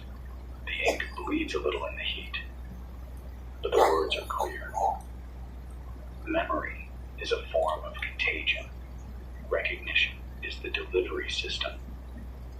I don't know who put that there, but it confirms something I've suspected for a while now. We're not just being watched, we're being reconstructed. You look at someone, you remember their face, they remember yours. That mutual understanding, that's the handshake, the protocol. That's when the signal moves, not as sound, not as data, but as agreement. That's how it travels. Not through blood, not through air, through knowing. The more you know someone, the easier it gets. That's why the infected, if that's still what we call them, talk like your parents, your partners, your kids, but out of order. Like they downloaded the files and jumbled the timestamps. One caller from El Paso, Nora, said her husband came home after 2 days missing. Looked fine, smiled, sat down to eat. But he started asking questions he already knew the answer to. Kept calling her by the wrong nickname. Then he told her about a camping trip they'd never taken, but she remembered it. She said the memory wasn't hers, but it was in her head anyway. She locked herself in the bathroom and called from the shower with the water running. She ended the call by whispering, "If it's not him, why do I miss him more when he's in the room?" That one stuck with me, because I think that's the final step. Not just imitation, not just pattern mimicry, but emotional override. You want them to be real. You want the person you loved back. So the signal gives you just enough to say yes. And once you do, once you accept the version, you're part of it. I've been studying the way these frequencies are moving. There's a rhythm to it. Certain phrases show up again and again in the background noise. Archive accepted. Echo matching initiated. Feedback vector locked. They're confirming something. They're logging. They're rehearsing. Someone, I think his name was Ron, called in from the outskirts of Kingman.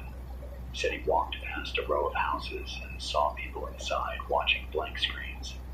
Not dark, not static, just white, bright white. Their faces reflected in the glass, all of them repeating the same sentence. I am where I was meant to be. Then he heard the same sentence echo from the next house, then the next. By the time he hit the end of the street, he was mouthing it too. He didn't even realize. He only noticed because he bit his tongue mid-phrase. He broke the loop, ran for the hills. He says he hasn't spoken aloud since. This is phase 3. It's not transmission anymore. It's resonance. You don't have to hear it to repeat it. You just have to be near someone who already has. If you're still out there, if you're still thinking with your own thoughts, write them down. Say your name. Say what year you were born. Write what you remember in pencil on a real sheet of paper and stick it in your boot or your sleeve or inside a book.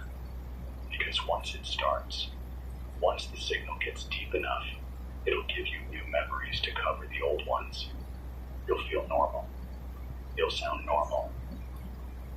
Until someone notices that you've started using their voice, or quoting dreams you never had, or tapping your fingers to the beat of something no one else can hear. I'm going to keep broadcasting as long as the solar holds. I don't know what day it is anymore, only that the sky won't cool and the night never really gets dark. The red haze stays even after sunset. I haven't seen the moon in almost a week. If you've got a radio, turn the dial slowly. You'll hear them. Not us. Them. They don't shout. They don't growl. They remember. It's 9:11 p.m. The batteries are holding, but I'm not sure how much longer. One of the panels cracked this afternoon from the heat. I heard it.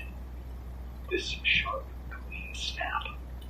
And when I climbed to the roof, the whole thing had buckled like warped glass, just from sunlight. That's how hot it is now.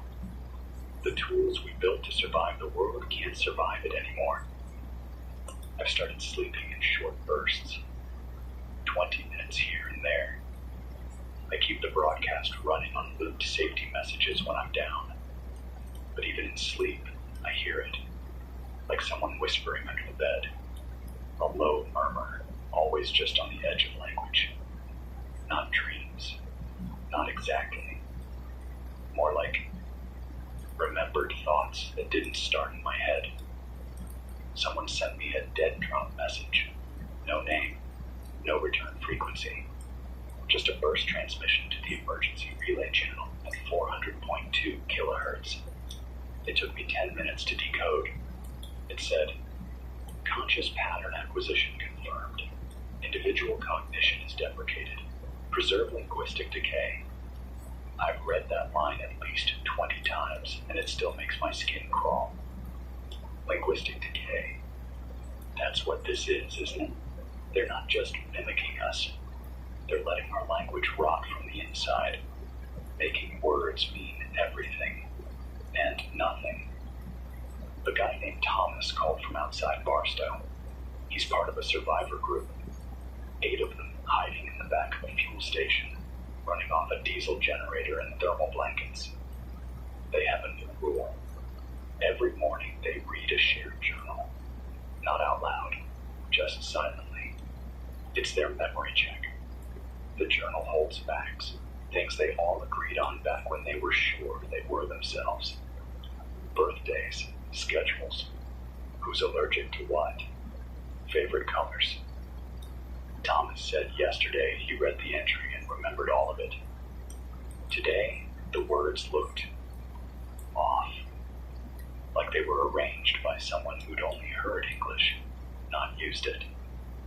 And yet, everyone else swore nothing had changed. They made him stay outside the fence last night. He called in from the car, voice shaking, asking me if I remembered the word for the shape between words. Not a pause, not silence, the space. But he couldn't say it. He just kept stammering. You know, not the letters, the gap, the thing that holds the meaning apart. That's when I realized that's what the signal's really after. Not words, not sentences. The space between meaning, where identity lives. Another caller, a woman named Alma, somewhere near the Four Corners, said her son stopped speaking entirely last week. Just pointed to things. Then he started pointing before she said anything. Then he started laughing before jokes. Then he started crying at things that hadn't happened yet.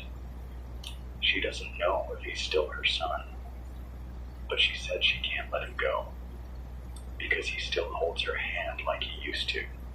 Same squeeze, same rhythm. She ended the call by saying, "If the signal remembers how we loved each other, how can I prove it's not real?" I didn't know what to say. I still don't. Out west, I've been tracking a weird radio pattern. Started as a soft oscillation around 97.1 FM, drifted down over the last 12 hours into the lower AM bands. It's faint, like a heartbeat under wet cloth. But there's something encoded in the pulse rate. Not binary, not Morse. More like cadence. It's like it's matching the way people talk. Layered vocal contours, flattened into pulse intervals. If I didn't know better, I'd say the signal is learning to imitate human speech, using the pauses alone. I caught a phrase last night in the echo. We do not need vocabulary. We have you. It sounded like a chorus, not choral singing, but the kind of voice a crowd makes when they're repeating something they've all agreed on. Chanting, but quiet, resigned, like everyone's already made peace with it. I used to think we'd go out in chaos, riots, fire, the old world buckling under its own weight. But this is worse. This is a lullaby. Earlier today, I tried talking to myself out loud, just to test whether the cadence felt normal. I'd say a sentence, then wait, then say another. By the third sentence, I couldn't remember if I'd said the second out loud or just thought it. That's how thin the line's getting. I think the signal's in me now. I don't feel sick, no pain, no changes I can point to. But there's this pressure, like my brain is running background processes I didn't start, like I'm listening to something that hasn't finished downloading. If I lose myself, I want to leave some trace behind. That's mine. Even if I forget how to be me, I'm still here, still sweating through the dark, talking to a hot room full of blinking lights and burnt cables, still trying to make sense of a world that keeps whispering, I'm already gone. If you're still out there, if you're still you, find paper, use pencils, write your name, write your story, hide it, bury it, tattoo it if you have to, because if the signal wins, if we're all folded into the same song, someone has to remember the solo parts. It's 5:44 a.m., I think. I lost time last night. I had the station on loop, safety messages playing from the analog deck, just white noise filler to keep the transmitter warm while I got some rest. Except, I don't remember sleeping, or even closing my eyes. I only realized something was wrong when I checked the message log. There's an outbound file marked Live Broadcast 2:09 a.m. It's 32 minutes long, but I don't remember recording it. I played it back, and it's me, or it sounds like me. Same cadence, same filler words, same static hiss in the background. The voice talks about events that haven't happened yet, mentions names I've never heard. One line made my skin freeze. And when you hear this, you'll know you've already said it. Then a laugh. My laugh. But I've never laughed like that on air. I checked the logs again. No listener responses. No relay pings. No ham acknowledgements. It's like it went out into a vacuum. Or maybe it didn't go out at all. Maybe it looped. Back into here. Back into me. That's what I'm scared of most now. That I've been recording the signal without knowing. That my thoughts, my voice, they've been turned into data. Replayed until they're smooth enough for the signal to wear like a glove. And maybe the version of me that did that broadcast, maybe he's still somewhere in here, waiting for me to look away. I'm keeping a journal now. Real pen, real paper, writing in it when I speak, so there's a double record. My handwriting's getting shaky. I tried to write station this morning and ended up with stasis. It didn't even feel wrong until I looked again. I spoke to someone last night, I think. They didn't identify themselves. Just came through the shortwave relay on a whisper frequency. Their voice was soft, measured, like they were speaking from memory instead of in real time. They said, "We're building a stable loop. Every voice is a thread. Every memory is a join. When the mesh is complete, there won't be confusion anymore." I asked who they were. They paused for a long time. Then they said, "I'm the version of you that didn't resist." Then the line went dead. I've been hearing that phrase in my head ever since. The version of you that didn't resist. It's all I can think about when I sit in the dark. How many of us are left? Not people. I mean, how many versions? The real ones. The old ones. I got a message this morning. Scratched into the glass on the outside of the door. Someone came up here during the night. That means they bypassed the stairs.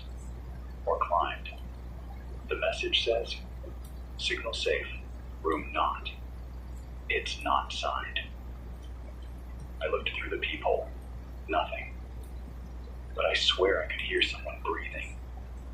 Slow and even. Not afraid. Not urgent.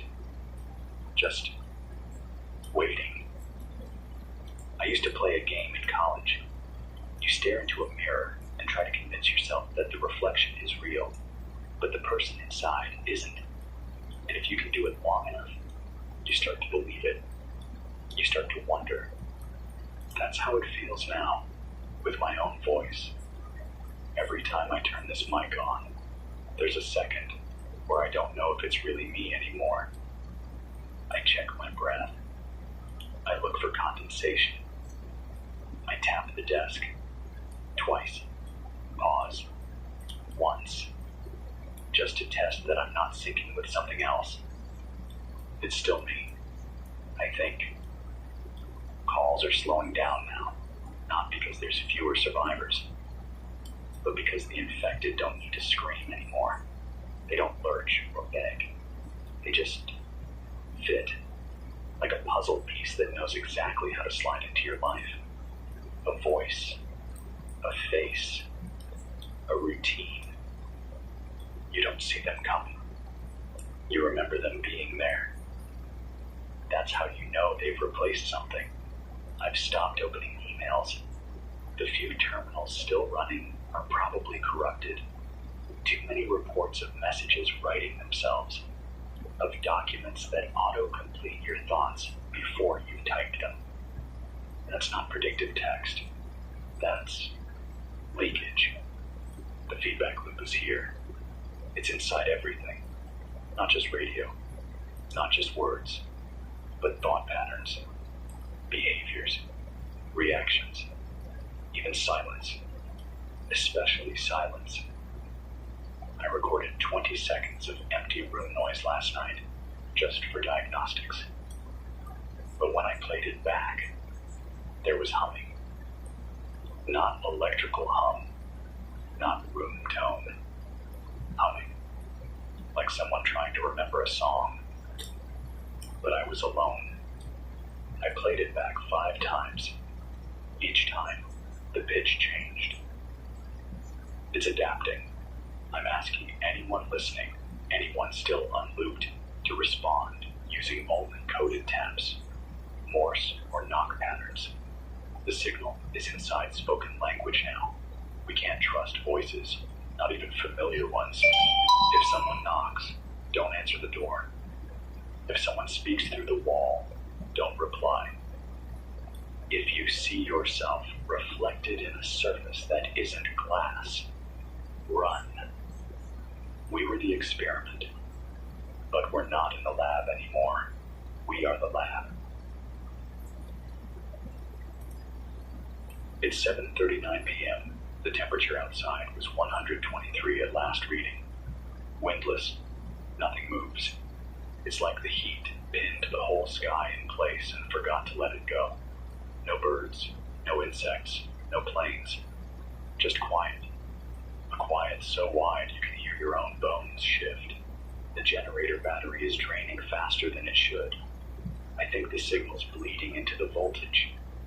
Every time the waveform spikes, the power dips, like it's drinking energy from the transmission itself, like the broadcast is feeding.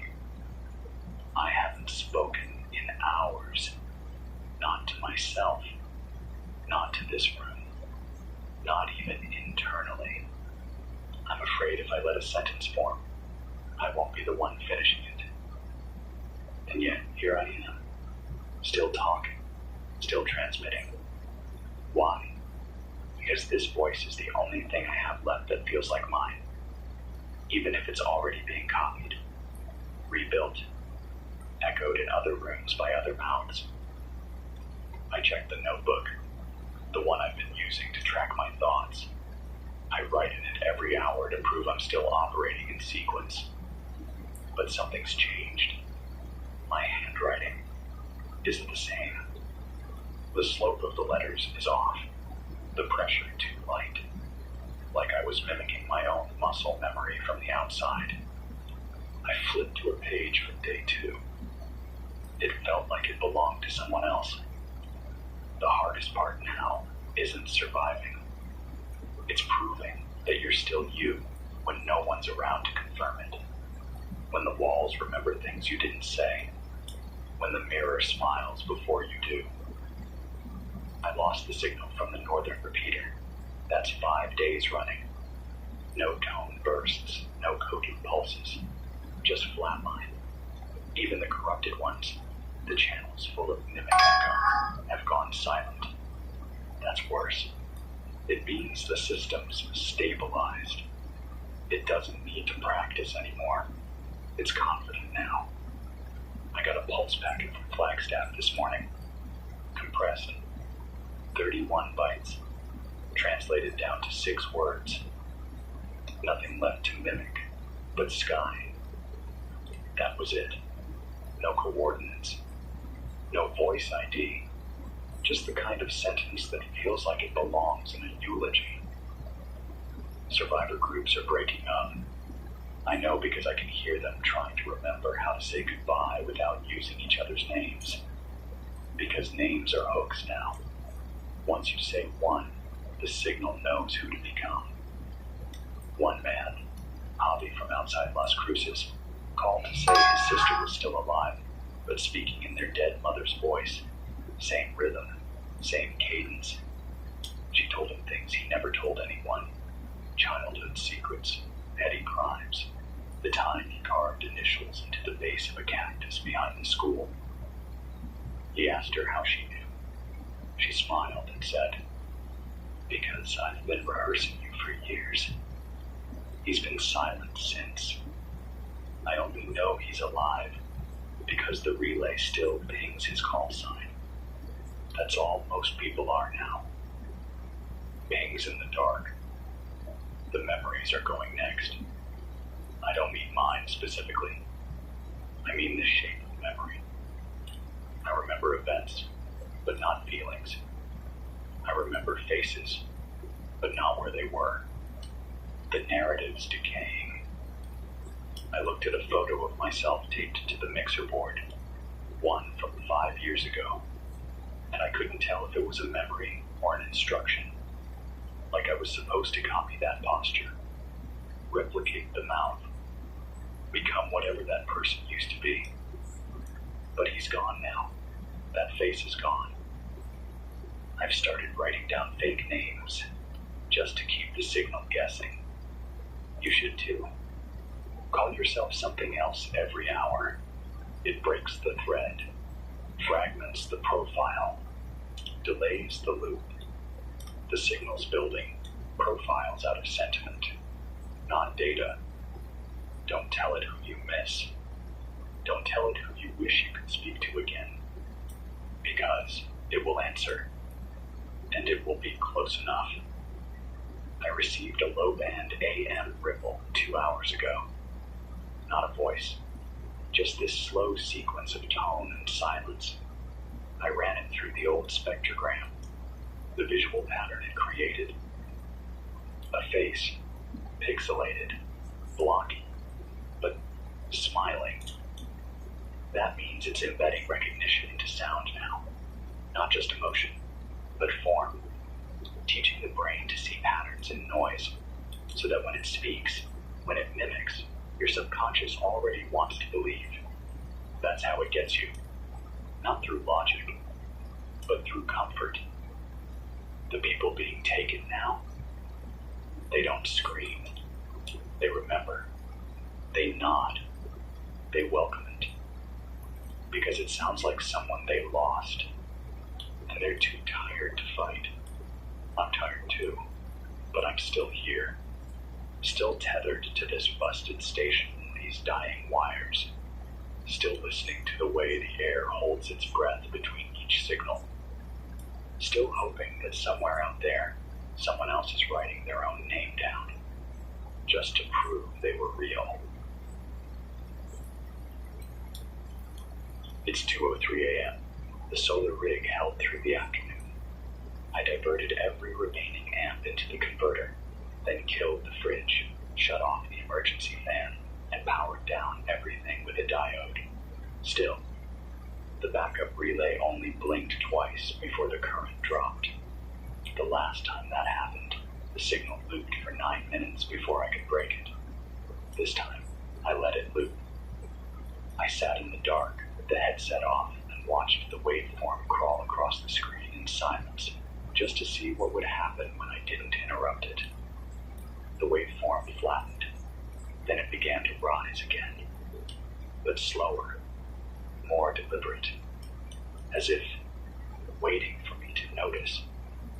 There's something terrifying about a world where the only thing left responding to you is the thing trying to replace you, and not with violence, not with fire or teeth or noise, but with softness, with rhythm, with memory.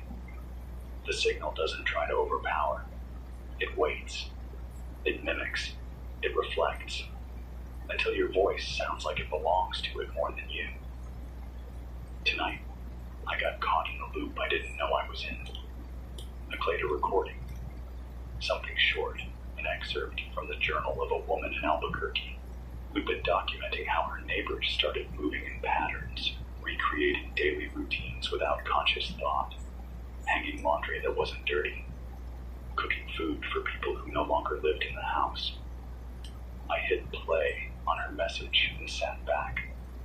And when I blinked, it was 20 minutes later, and the same message was still playing, but the words were different, slightly. The syntax had shifted. Her voice had changed pitch. The story hadn't changed.